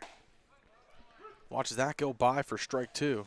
Also credit to Garrett Takamatsu extending his hit streak back in the second inning on a really well placed single. Abram leaned in. 1-2 count. Here's the pitch, and it's fouled right to the backstop. Yeah, Dos Santos fouled that one basically straight back on the off speed there, meaning he's timed that one up just a little bit off the plane on the swing. Back in his playing days with the Toronto Maple Leafs, he coined the term skinny pop, and he's looking to try to bring that here to Guelph in his first season. Watches that one go by. It's a ball low. I was talking, he's such a personality just in general, and I was talking with him this offseason, and he told me about a whole story about how he got into baseball and how much of a factor his mother was in the game for him.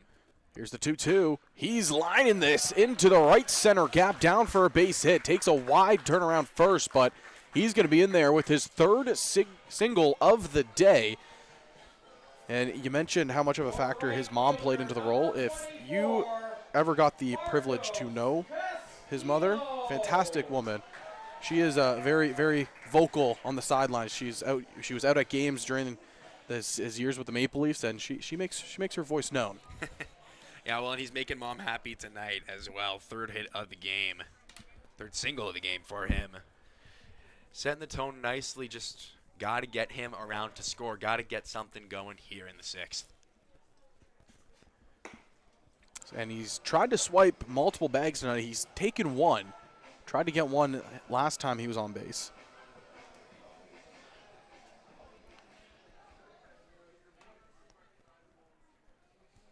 Castillo's grounded out twice tonight.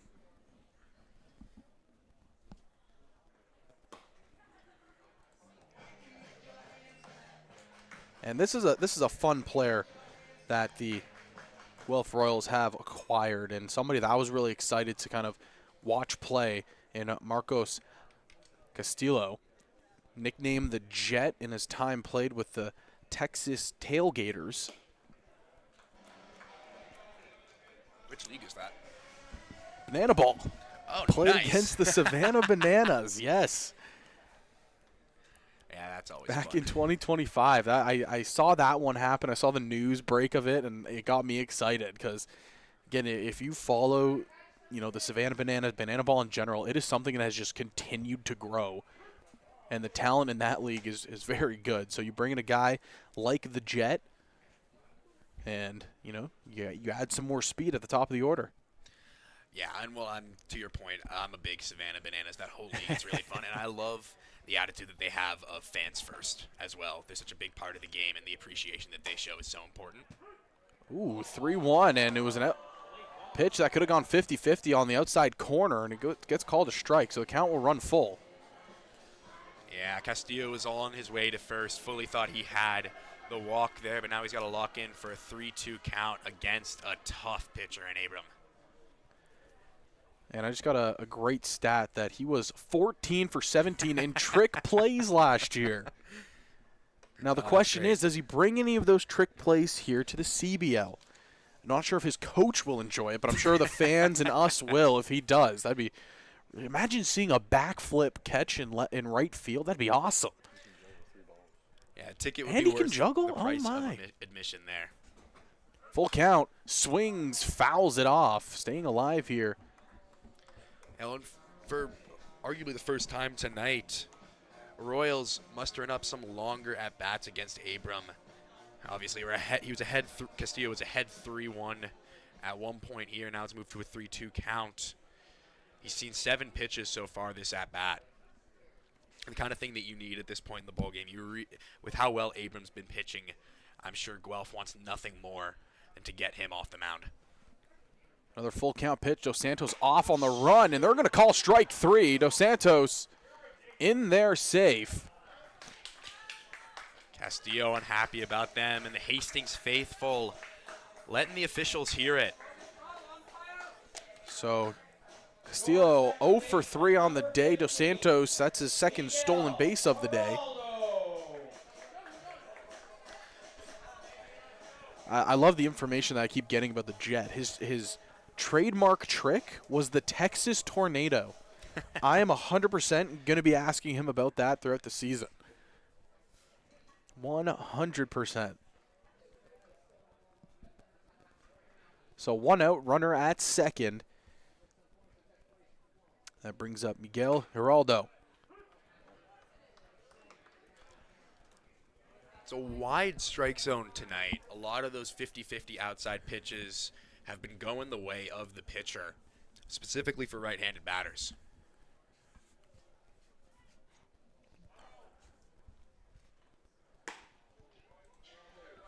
Giraldo watching that one all the way through.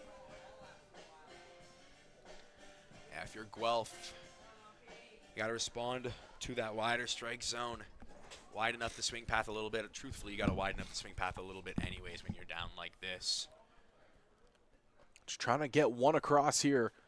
This is a ground ball hit to third. Taken on a hop by Arnold. He's going to throw it across, and it's going to be in and out of the glove. Giraldo is going to reach.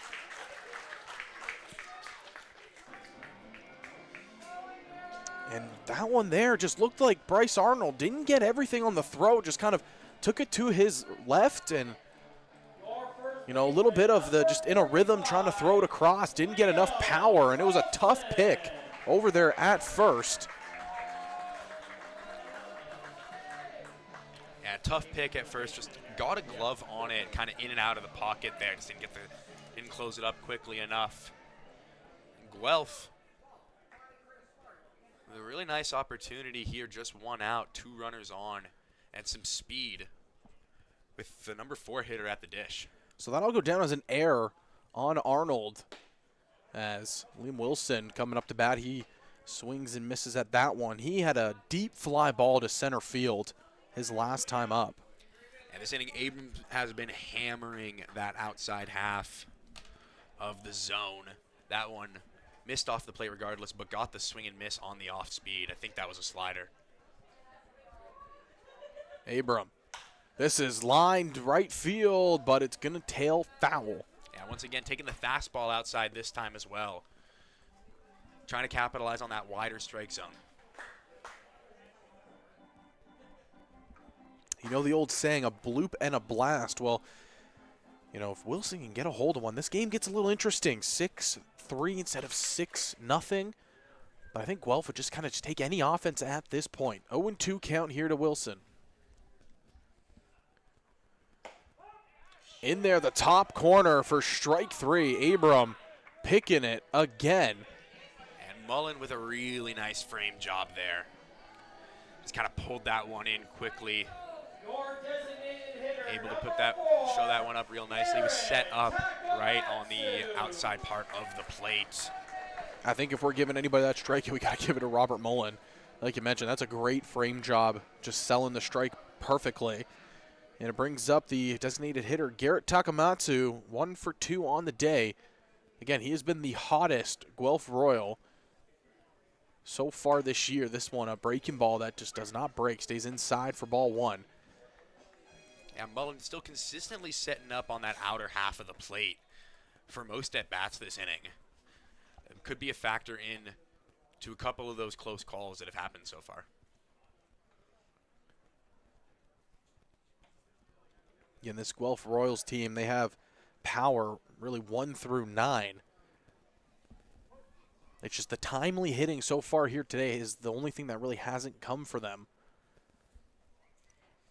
Abram checks on Dos Santos. Now the delivery. Low and away, 2-0.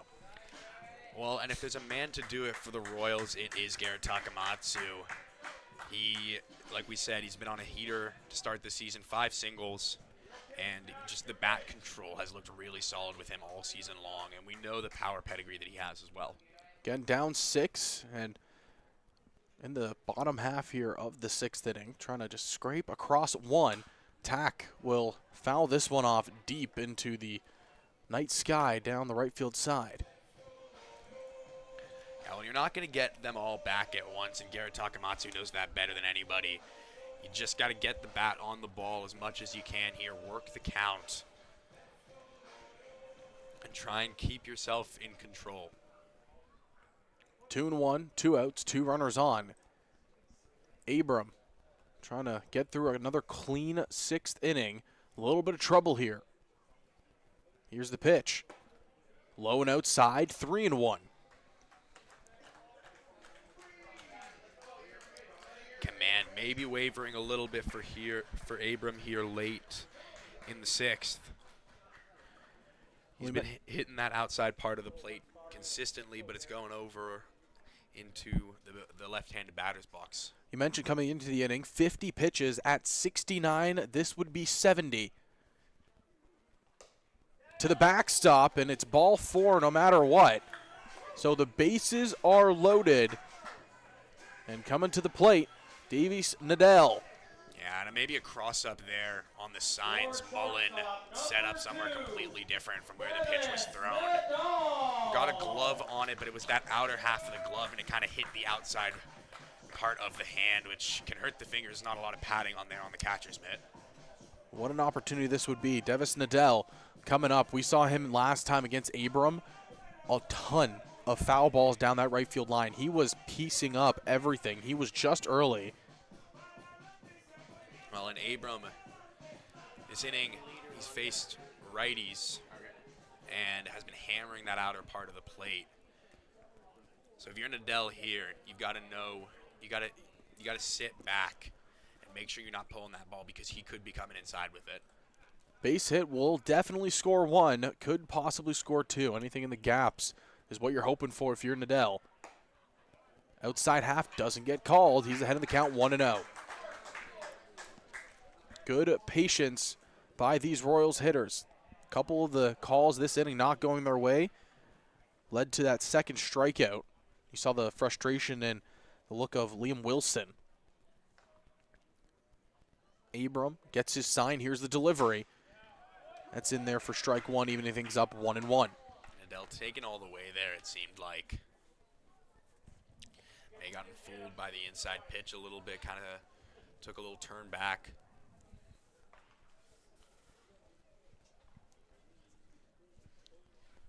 First bit of trouble we've seen Ben Abram in all night long.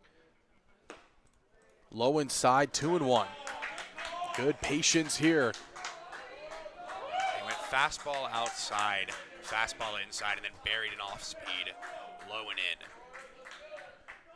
The Royals faithful here trying to get behind their squad. They sense that something big could happen. Nadell ahead in the count. Here's the pitch from Abram. Catches the inside corner, 2-2. Nadell unhappy with that one, looks back at the ump, shakes his head a little bit.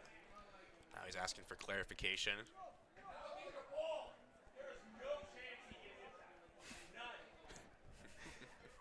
We have a great vantage point. Love how committed the Royals faithful is here. Oh, absolutely. 2-2. Bases loaded. Abram trying to work out of it. Nadell trying to cash in a run. Lifts it, foul. Good fight right there at a number 2. Nadell's shown really great patience and control in this at-bat. He knows where his pitch is, and even on a couple of those close strikes on the black, hasn't hasn't pulled the trigger on ones that he doesn't think he's got a shot with. But now in a 2-strike count, he'll have to shorten up. The scheduled batter on deck is J.D. Williams, but it looks like Andy Leader has grabbed a bat and is waiting if they can continue the inning. Here's the 2-2 from Abram. This is skied. Arnold on the run. Can he get there? No, he can't. Another life for Nadal. Yeah, I may have lost that one in the twilight / the tree there. Once that ball goes above the lights, it's really tough to get a read on it. And then you throw in the factor of a tree, then it's even more tough. So this is back-to-back at-bats that Nadal has had where he is working Abrams. Can he win the battle this time? Again, last time up, it was Abrams with a nasty breaking ball that had Nadal out in front. Here, he has been fouling off some tough pitches. Yeah, 7th pitch of the at-bat upcoming here. The Royals, they've gotten to Abram a little bit here, timed him up. Ground ball pulled foul yet again, so he's staying alive still. Is Nadal.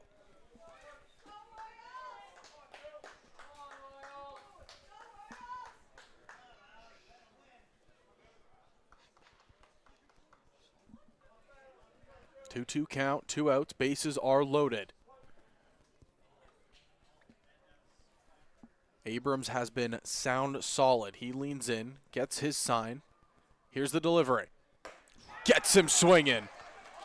His 6th punch out of the day, and Ben Abram works through it. Bases loaded situation.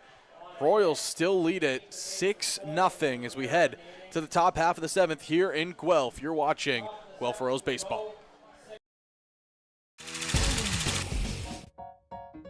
What I like about my Rollins glove is really just the quality of it. Every year I get a glove, man, I know it's going to be made the right way. It's going to last me all year. Besides that, the colors, man, you get to have a little fun with it. What I like about Rollins glove first and foremost is the quality. It's got to be like an extension of my hand and very flexible and have a deep pocket and, ready for diving and anything that comes my way. What I look for in a Rawlings glove is something that's durable, it's going to last me a long time. I like the Pro Preferred. For me, I just feel like it lasts longer. I'd probably just do this whole color scheme right here. I'm gonna wait for the gold. I gotta get gold glove before I can do the gold. As a kid growing up, whenever I'd see somebody out on the baseball field, that's all they had was a Rawlings. All I wanted to do was grow up and get a chance to be on a major league field and, have my Rawlings.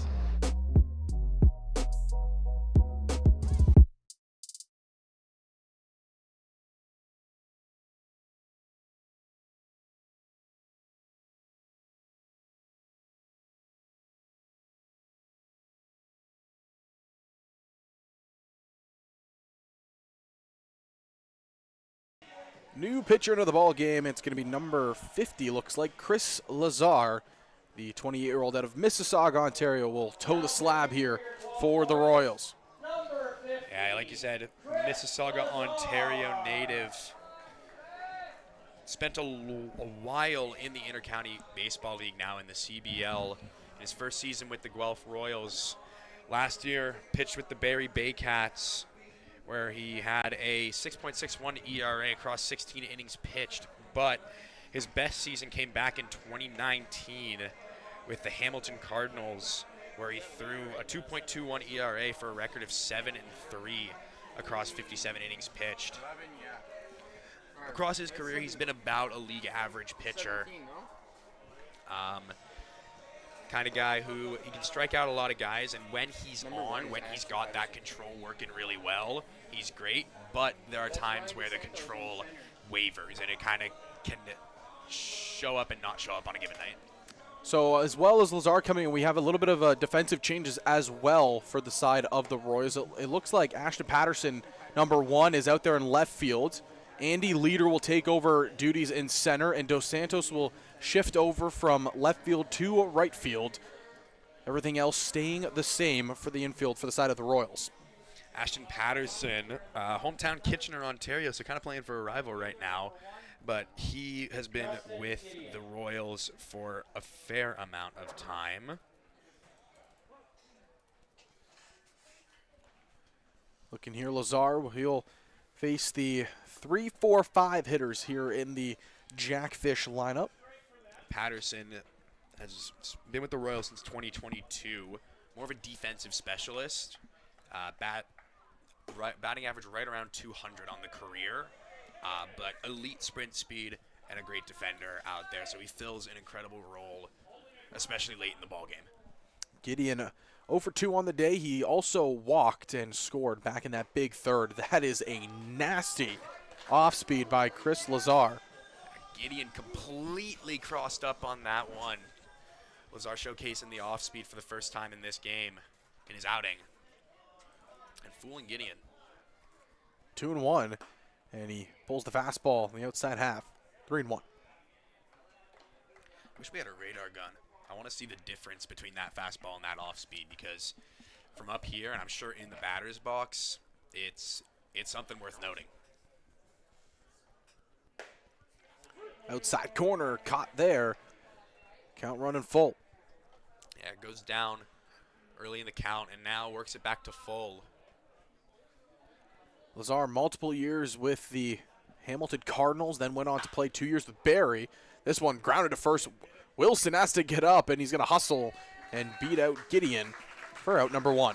And his best years definitely came with those Hamilton Cardinals teams in the late 2010s. But an experienced veteran, especially in this league, definitely somebody worth keeping an eye on. The backstop, Robert Mullen coming up to bat. 1 for 3 on the day. Singled and scored in the big third, and he also stole a base. Robert Mullen had maybe the best running lead I've seen in the last couple of years, where nobody, and I mean nobody, was expecting him to run, and he just took second without a throw, too, is the impressive part. Oh, yeah, absolutely. Just completely crossed up the defense there. Like, nobody was expecting to see that from Robert Mullen. It was a healthy lead, too. Hopping off of first, getting his running lead into it. He rips this down the left field line, but hooking way foul. Yeah, well, and on the previous 2 pitches, he had taken that big running lead as well, and he was kind of laughing at himself at the plate, talking with Wilson over at first. And even with those 2 big runs, the Royals defense just did not expect him to run on that. Also something worth noting, he's had an incredible night behind the dish as well. Some really great framing. Caught looking there. It's a strikeout for Lazar, and it's quickly 2 down here in the home side of the 7th. Aside from a tough third inning from Edgar Garcia, the Royals bullpen has only allowed 1 run across 3 innings so far. Unfortunately, there's just been a lack of run support from the Guelph offense. Dos Santos has 3 hits, Takamatsu has 1, but haven't been able to get anyone across.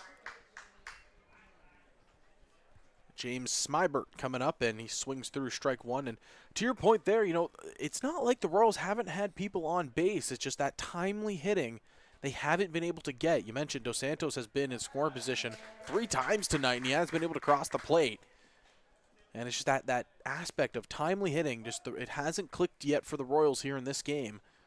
The pitching, Garcia had a little bit of a rough third, like you mentioned, and it kind of snowballs. Hitting, they say it's contagious. And that's kind of what happened for the Welland Jackfish. One guy got a base hit, and then it just kind of continued to go from there, as Lazar was really hoping to get that corner, but umpire says he just missed. Yeah, the Royals tonight, they've got 4 hits. Haven't crossed a run, but a few walks as well. There's been traffic on the bases, but Ben Abram has just been incredible at limiting advancing. The other tough part about the ball game so far for the Royals, it's just been those 3 errors. It's just costly errors at big times in the ball games. And as the season goes on, this is a good enough team. They're going to clean up their game no matter what. But just a tough time to start the season, especially starting on the road 0-3. You want to come home and have a big game, but you're going against the reigning champions who have just been playing so well to start the season. Yeah, well, the reigning champions who are consistently in the top of the league. Geraldo takes on a hop. Throw to first is going to be in time. 3 up, 3 down, go the Jackfish. Well, the Royals need the bats to start waking up, and they'll go to the bottom half of the order. It'll be Leader, Ward, and Donaldson due up in the bottom half of the 7th. You're watching Guelph Royals baseball. To be the best, you've got to ring performance from every second. The game is getting faster every season. So Rawlings made a time machine to help you keep up. Introducing the all-new Velo ACP. It's light, it's balanced, so you can pick your pitch and drive the ball with maximum exit velocity. The game's gotten faster. Your bat has too.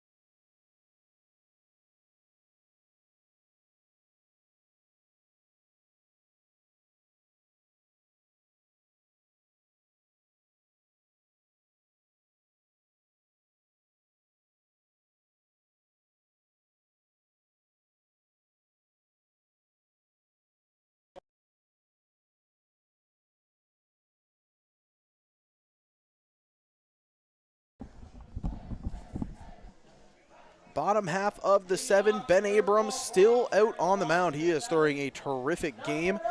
Andy Leader, who checked in last half inning for J.D. Williams, will come on to bat here, and you can hear by the loud noise, Andy Leader, who was a longtime Kitchener Panther, has spent the past 2 seasons here in Guelph, and, well, from the reception, he just got a fan favorite here for the Royals. Absolutely. I talked a little bit about it last inning, but the base running and the defense speak for themselves. But he's also a very competent hitter at the dish, batted .250 in 2024.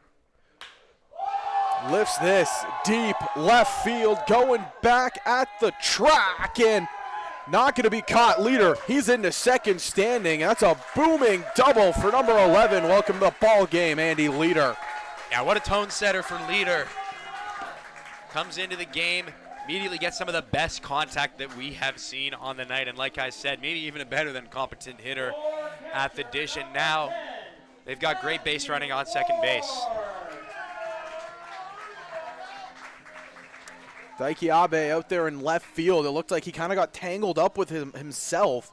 You know, you turn one way to track the ball, you try to turn quick the other way, and he just tangles himself up. He got the glove to it, but it was a tough play no matter what. Should go down as a double for Leader. Yeah, he was looking over one shoulder, then tried to turn and look over the other shoulder for the better angle, and I guess in that action lost the ball. So the first real loud contact we've heard all night from the side of the Guelph Royals. You know, it's been, single here, single there, but that's the first extra base hit that the Royals have gotten. There's only been 2 in the game, or excuse me, 3 in the game. 2 doubles, 1 by Leader, 1 by Luther, and then Arnold with the loud home run down the left field line. Yeah, well, and hitting it out at Hastings can be kind of tough. You'll notice, if you're watching on the broadcast, that the corners in left and right center are actually the deepest part of the yard. It's 369 to center, 393 and 397 respectively. So to hit it out to that corner is tough. Watching that on the outside half, not chasing, is Matthew Ward, who has put a couple good swings on the ball. He had a line drive right back up the middle that hit off the leg of Ben Abram. That was back in the 5th inning. Good contact. It's just, he had a big body blocking the only hole up the middle. Lifts this one foul. Yeah, a little unlucky, but he does look right now like he's timed it up nicely. He's getting the bat to the ball consistently. He's in the count right now at 2-2. And he was able to get to Abram last time, got that hit up the middle, hard hit ball, just got unlucky with it.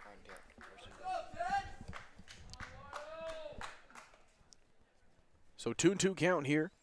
to Ward. Big cut there, strike 3.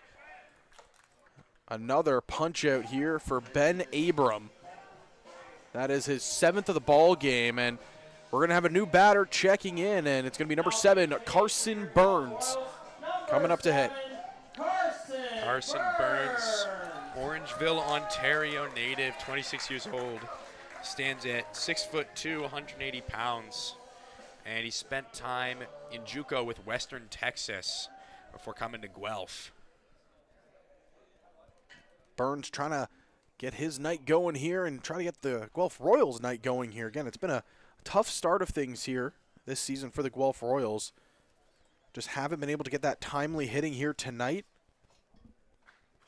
Yeah, Burns joined the CBL, spent a long time with the Barry Baycats. Lifts that foul behind the count 0-1. 2018 to 2024, he spent with the Barry Baycats, where he was averaged about 200, 220 on the season. Good for about 308 on OBP across his career.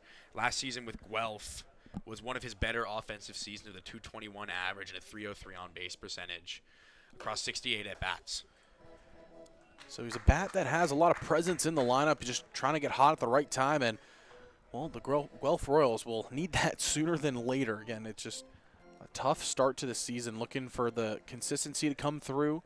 The pitching has been, as a little bit up and down. That was something that, I personally wasn't expecting out of this Royals squad. This is a chopper hit to first, taken on a hop, and the out is recorded. That was scary for a split second because it looked like Smybert tried to play it on the hop, and it was in and out of the glove, but still gets the out. So 2 outs in the inning, and we're back to the top of the order for Ryan Dos Santos, who is 3 for 3 with 3 singles.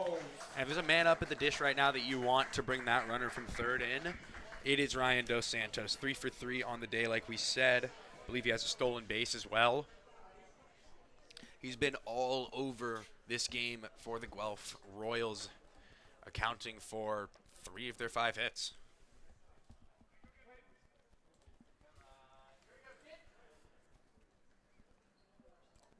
He was 2 for 11 coming into this game. Tonight, 3 for 3. He's done a really good job to raise that batting average now up to 357 on the year. He's also tallied 2 stolen bases. I know one thing he was working on this offseason. He was taking a lot of live batting practice. He's not a fan of hitting off the machine. So something that could factor into his offensive performance. This is skied over shallow left field. Abe, can they get to it? And yes, he can. Thought he lost in the lights for a second, but no. Dos Santos retired for the first time in the ball game. Another runner stranded at third.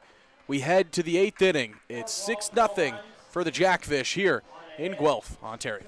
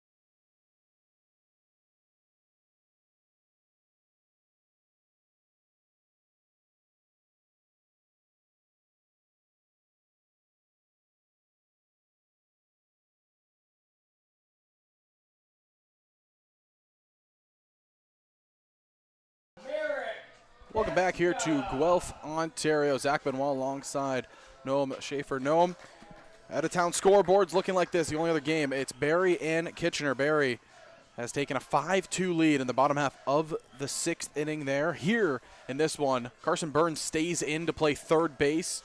And we have a new pitcher on the mound. It's Merrick Deska, the longtime Toronto Maple Leaf. He is now a Guelph Royal.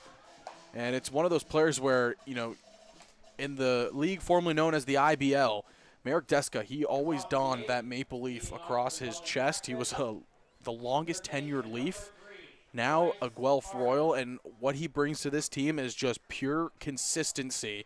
He has been a steady arm through his entire career. Yeah, well, and something to keep an eye out on. He is 1 out away from reaching 600 innings pitched in his IBL/CBL now career. Yeah, tremendous stuff, and he'll look to try to get a clean inning of work here in the 8th. He faces Arnold, Luther, and Grant. 3 players that have made loud contact tonight, loudest being Arnold's 2-run homer back in the 3rd inning. Deska, hometown from Mississauga, Ontario. Zach's from there for those who care. And 40 years old across his time in the CBL, a 4.76 ERA. Skied over towards the first base coach, and Wilson will make the grab. So Arnold pops out there, and Deska, that's a big first out. Yeah, that's his 6th. That makes it a clean 600 innings for him across his career. So one of the longest tenured players in IBL/CBL history. So congrats to him. 600 innings. That is a remarkable feat. Absolutely. Not a lot of players reach that milestone. It just shows the consistency and the longevity of a player like Deska is so important, and the experience as well. Lifted, foul. Another thing worth noting, the runs earlier in the ballgame, 4 of the 6 runs tonight are unearned. So again, it just has been a game that's been filled by errors for the defense of the Royals. As Deska misses high there, count running even 1-1.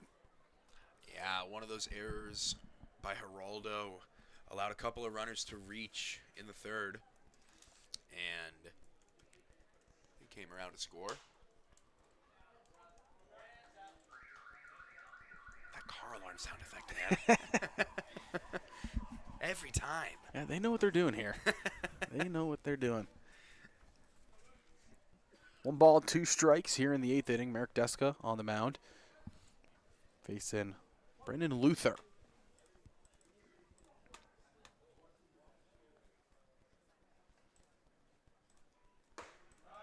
Luther 2 for 3, 1 run scored as well. As he will drop there swinging. As Merrick Deska, how about this? Gets his 600th inning pitch. Well, now he's over 600. Continuing to work strongly here. Yeah, quick 2 outs, just showing the experience.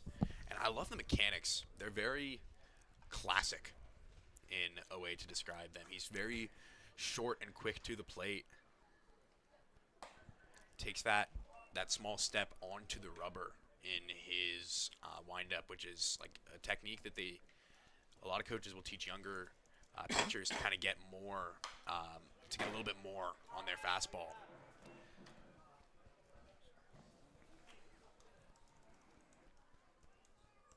Again, at the age of 40, far past his prime, but still pitching effectively. I don't know if you can say far past your prime with how he's throwing right now.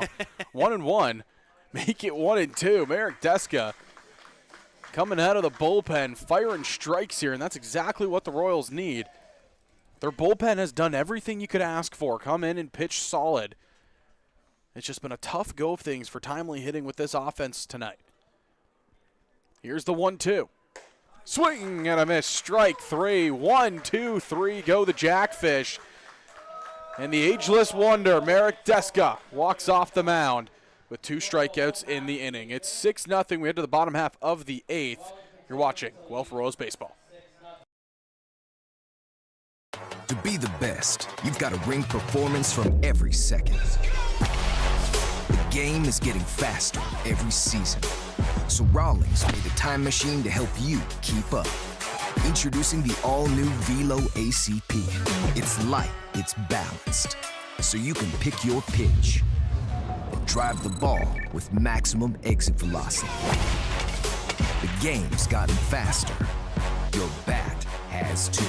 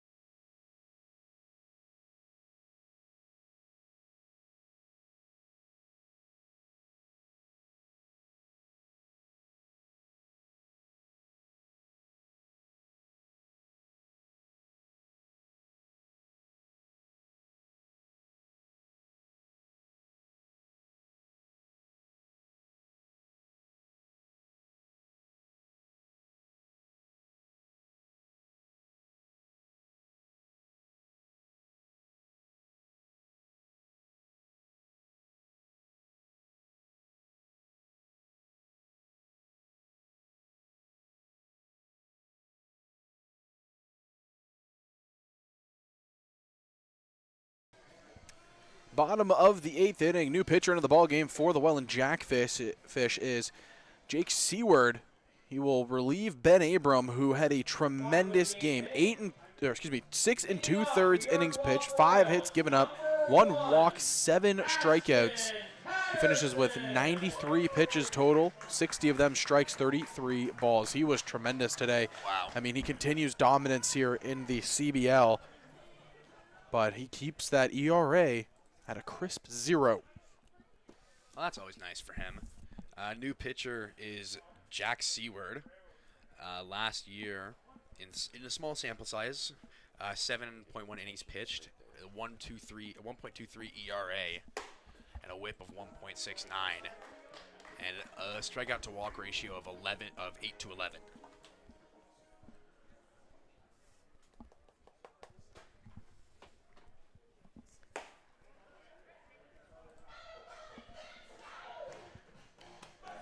So Patterson will get his first plate appearance here since checking in for Marcos Castillo. Excuse me, it's actually 7 full innings for Ben Abram. Just a correction on that one. Yeah, you take 7 innings of shutout ball any day of the week.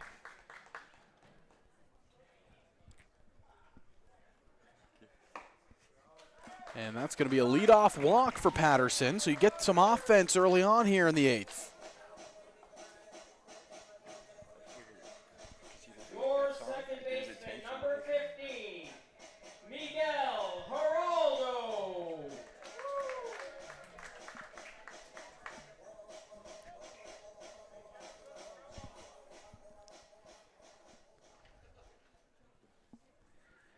Miguel Geraldo will come up to bat here.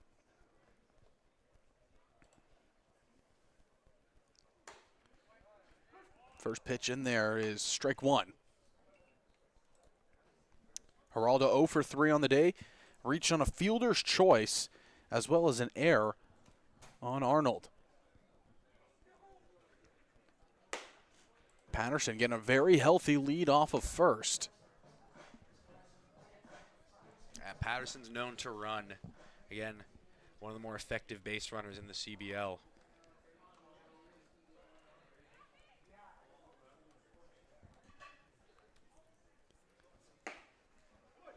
Seward pulling that one down low. It's quickly 2-1. Last season, Patterson, 4 stolen bases, 8 the season before that. Career 16 stolen bases across 95 games.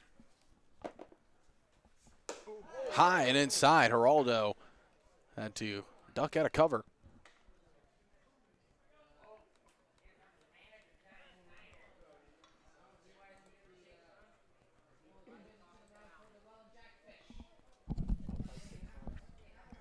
So we'll have a meeting on the mound here with the Jackfish.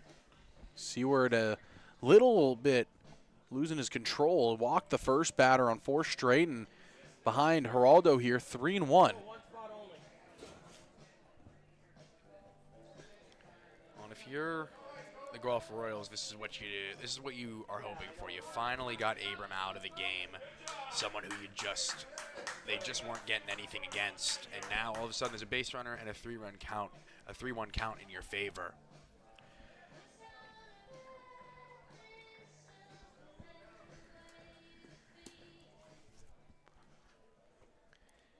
Against a pitcher with good, albeit short, CBL experience. 3-1 count here to Miguel Geraldo.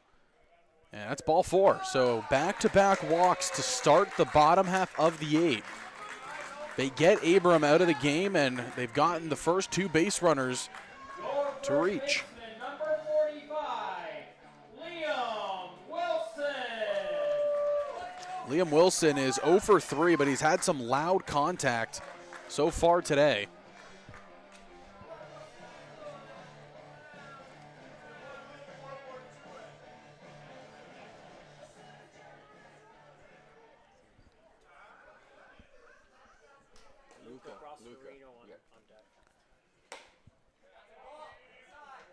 Watches that one go by, so Seward, the command, still causing a little bit of havoc here. He's behind another hitter, 1-0.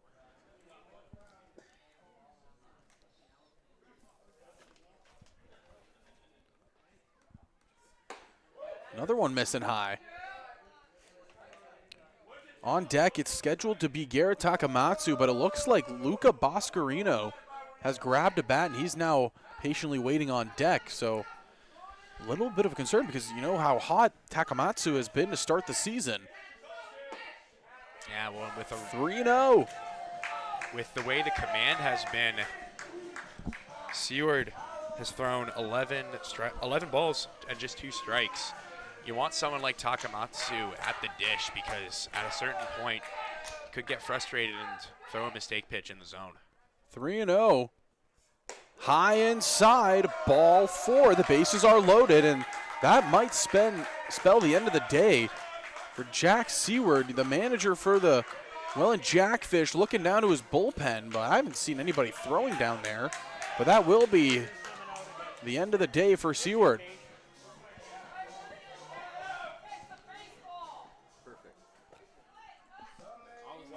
So we patiently wait to see who comes in here for the Welland Jackfish.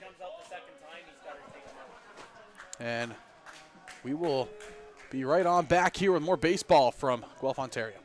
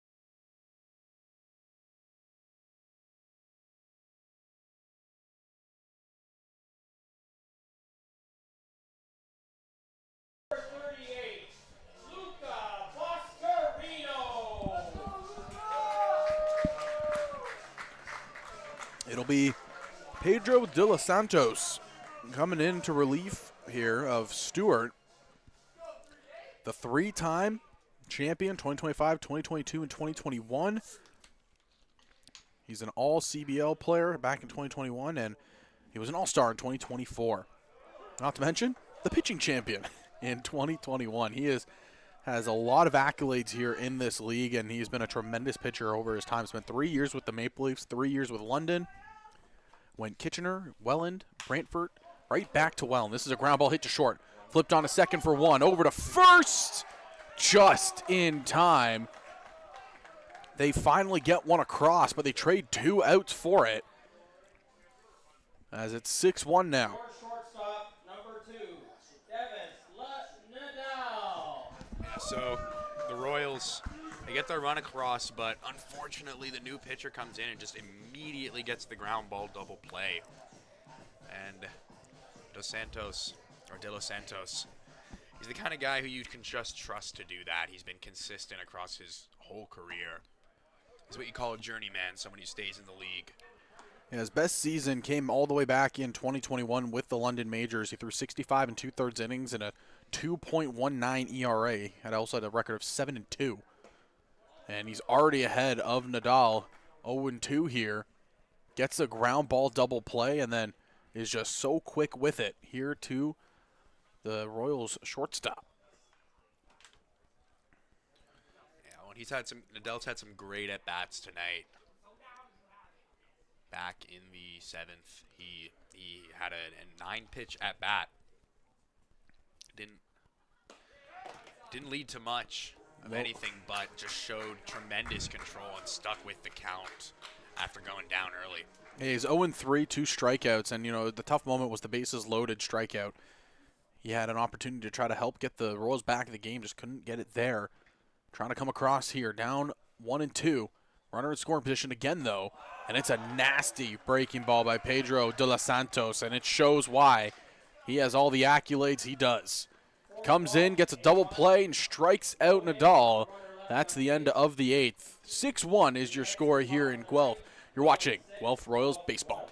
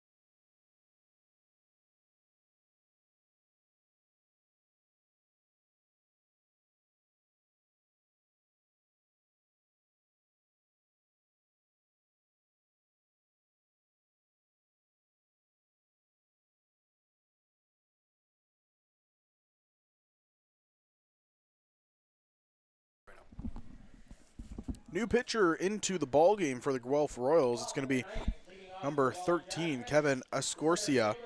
And this is a very interesting arm for the Guelph Royals. Escorcia, 31. He comes to the Royals after an extensive career in the minor leagues in independent ball. Played with the White Sox organization from 2013 to 2019.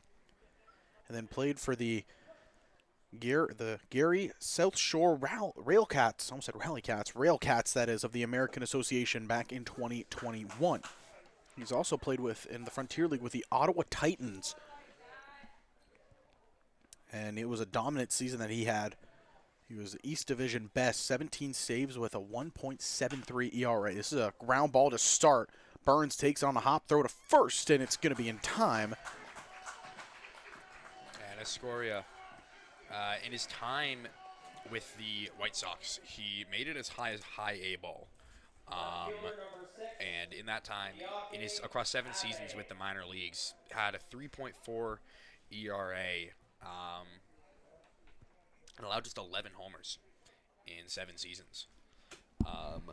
So very solid pitcher, someone with extensive experience, and like we said, he played in the Frontier League. One of the quotes that I like the most from, the Royals assistant general manager Ryan Eakin, he said, given how lefty dominant Welland, Barrie, and London lineups are, we should sign a dominant lefty. And funny enough, he makes his appearance here against the Welland Jackfish. So, can't write it up any better than that. Yeah, no, absolutely. And I mean, a dominant lefty is just such a vital part of a successful ball club. And this is a guy with extensive experience. He's been in professional baseball for 13 years. This one shot down the left field line, foul. And, we've seen dominant lefties in the CBL before. We saw one just a couple weeks ago, me and you. It was Hector Yan. Oh, yes. Who just dominated at Christie Pitts. So it's a nice signing here for the Royals, and he's trying to bring that dominant presence here, but it's been 3 straight foul balls, and this is an interesting at-bat. And Abe, who is just so good at making contact and staying alive against a guy who is so good against lefties. Yeah, I mean, he's the traditional leadoff hitter. He's quick. He makes great contact. He takes good at-bats. And even here, he swung all 3 pitches, but he swung at 3 good pitches. Low outside, and that's a great eye not to chase that off-speed pitch. It starts over the middle of the plate, and you see the spin and see it spinning off to low outside. Another one that is just chopped away. And something that I'm noticing with this guy, he sort of takes that little bit of, he takes the swing momentum directly into the run, which is something that reminds me of a lot of Japanese players, but specifically Ichiro and Otani, who they get out of the box quickly because they kind of do open up towards the first base side, especially as lefties. Abe brings a lot of talent to the Welland Jackfish, and you're already kind of seeing the impact that he has and what he's done so far in this ball game. 1 for 3, but also walked, and he's just caused havoc on the base paths. He's played solid defense. 2-2. Chases there, strike 3. And that is the one defect with that sort of approach that I was talking about, is that he swings open on his right side, exposing a lot of that. Gives him a lot of power, but also exposes him to a lot of swing and miss potential because he sort of loses a little bit of bat control in the process of getting out of the box and bringing that momentum forward. Escorcia, pretty solid start here. 2 batters up, 2 batters down in the top half of the 9th. And again, all these these high-end signings that the Royals have had on the pitching side, they haven't really been able to get into many games early on in the season because, again, they had the big blow to start against Chatham-Kent. They played Welland. It was kind of a similar feat. You get this one, it's a closer game. You get some of these big arms. You see how dominant they have been.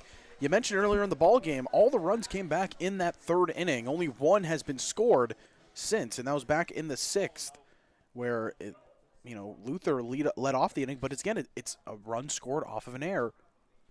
Well, yeah, and that's got to be frustrating as a manager, that you've got all these quality arms, and unfortunately the offense hasn't been able to keep you in this game. And these guys need to get work in, and they need to, stay composed and stay in the game. And unfortunately, using quality arms like this in a not so close game limits the bullpen in their next game and what could be something closer. Well, thankfully, they don't have a game until Saturday where they're back at home here, so they're able to, rest up these arms and get back into the action. But yeah, the season, we mentioned how important it is to, get off on the right foot to start the season, but it is still, a young season to start for this Royal squad. Things will turn around. The talent is there. Scorsia, this is a chopper over to first. Wilson takes it on a hop, but he can't keep it. And it's Jonah Weisner reaching base again. A little bit of a miscue play for Wilson over there at first. And that speed factors in so many ways on the base pass, but right there gets in the head of Wilson, and he rushes that play. He has the glove on the ball. It's right there, but he's rushing towards first, knowing in the back of his mind that Weisner has that great speed, and unfortunately rushes the play and then commits yet another error. It's the fourth of the night for the Royals. Tried to rush the play, saw the speedy Weisner hustling down the line, but for Escorcia.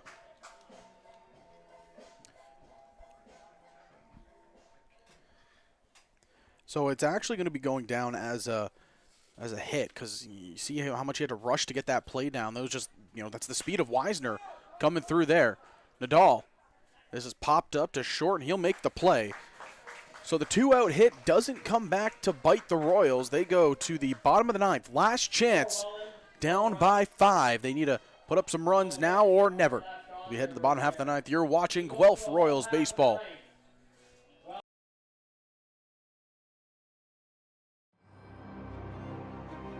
Everyone dreams of being great. Only a select few can be iconic. But only one is chosen.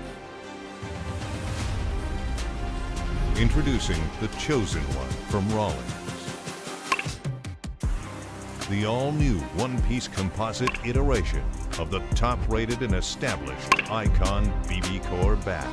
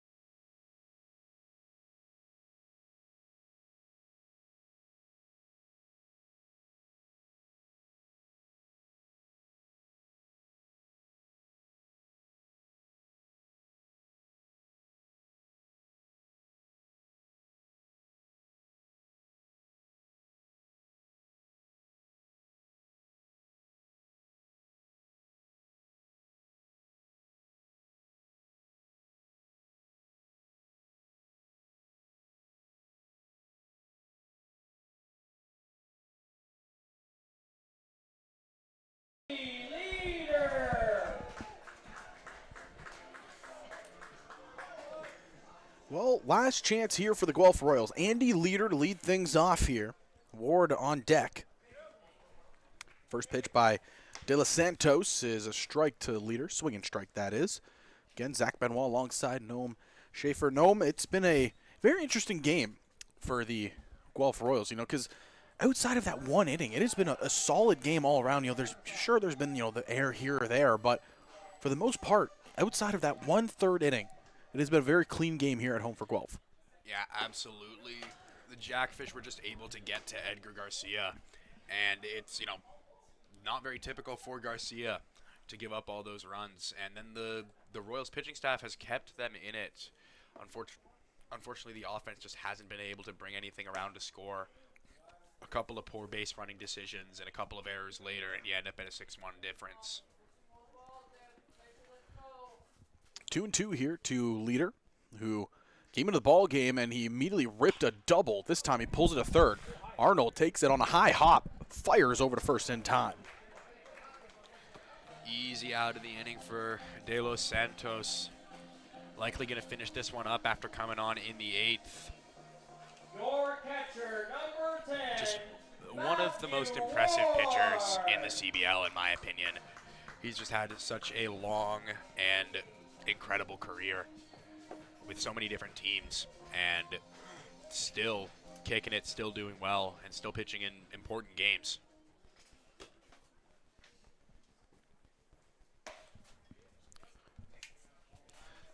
Pitch there is going to be missing for a ball.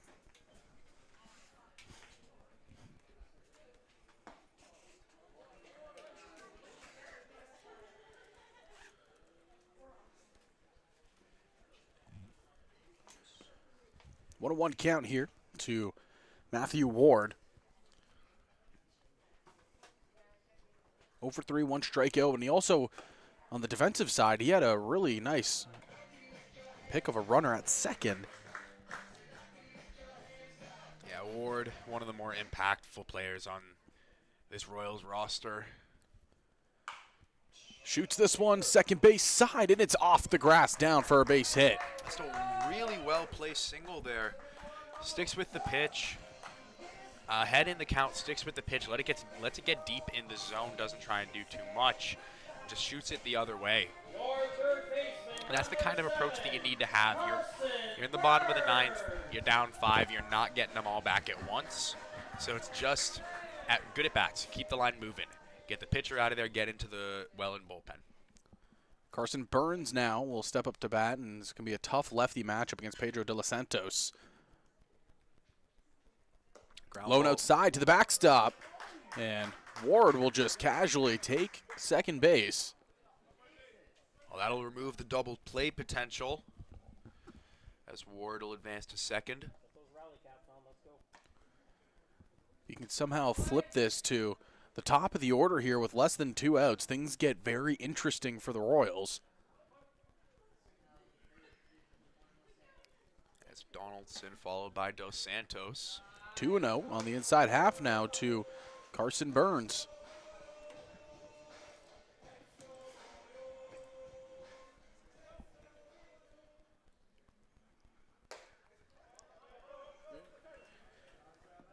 If things stay the way they are, the line would look like this. Abram would be in line to get the win. The loss would be going to Garcia. But again, the Royals trying to threaten here in the 9th. 3-0 count. That's in there for strike 1. So taking all the way was Burns. Donaldson looking a little uncomfortable up at the plate. Got brushed off on the previous pitch and then just didn't take a swing on that one. Didn't even really load up properly, but he'll take the walk. So lone away, and like you said, ball 4. So we're back to the top of the order. And it's Ryan Dos Santos, who is 3 for 4 on the day. And again, it's a tough lefty matchup that he's going to have to face, but you mentioned that in the offseason, he's been taking a lot of live BP, like you said. He's been doing it against a lefty. Yeah. So a lefty that's thrown very, very hard. He's been getting his reps in the offseason. Again, very excited to come to Guelph. Watch his strike 1 go by there. And his first home game here, 3 for 4. Really solid debut at home for Dos Santos. Off speed, missing lone away, so evened up 1-1. Yeah, well, Dos Santos, if there's one thing he's known for, I guess other than your skinny pop analogy, it's his eye at the plate. He holds the IBL record for walks, for a walk streak. Swings through this one, popped up, shallow left field in that terrible triangle, but the catch is made. And Dos Santos is retired as Patterson will come up for his second at-bat of the ball game. Yeah, Dos Santos, despite a productive night, 3 hits, shaking his head, frustrated with himself. I think he just missed that one, got it off the end of the bat a little bit. A little further inside, a little earlier on the swing, and that one gets shot in potentially into the gap for a couple of runs. Guelph down to their last out. Patterson, he worked a walk his last time up. This time starts the at-bat off with a strike.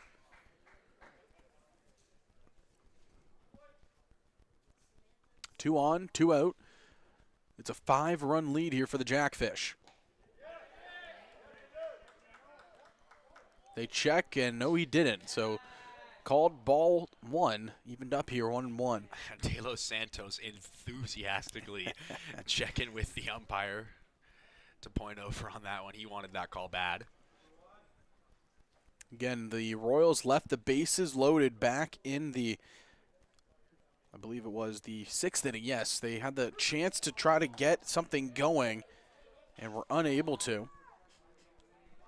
Currently have 2 on. They've had runners on base all night long. That hasn't been the issue. It's just that one timely hit is the one thing that they haven't been able to get to just yet. Yeah, well, and I still go back to that play in the first inning.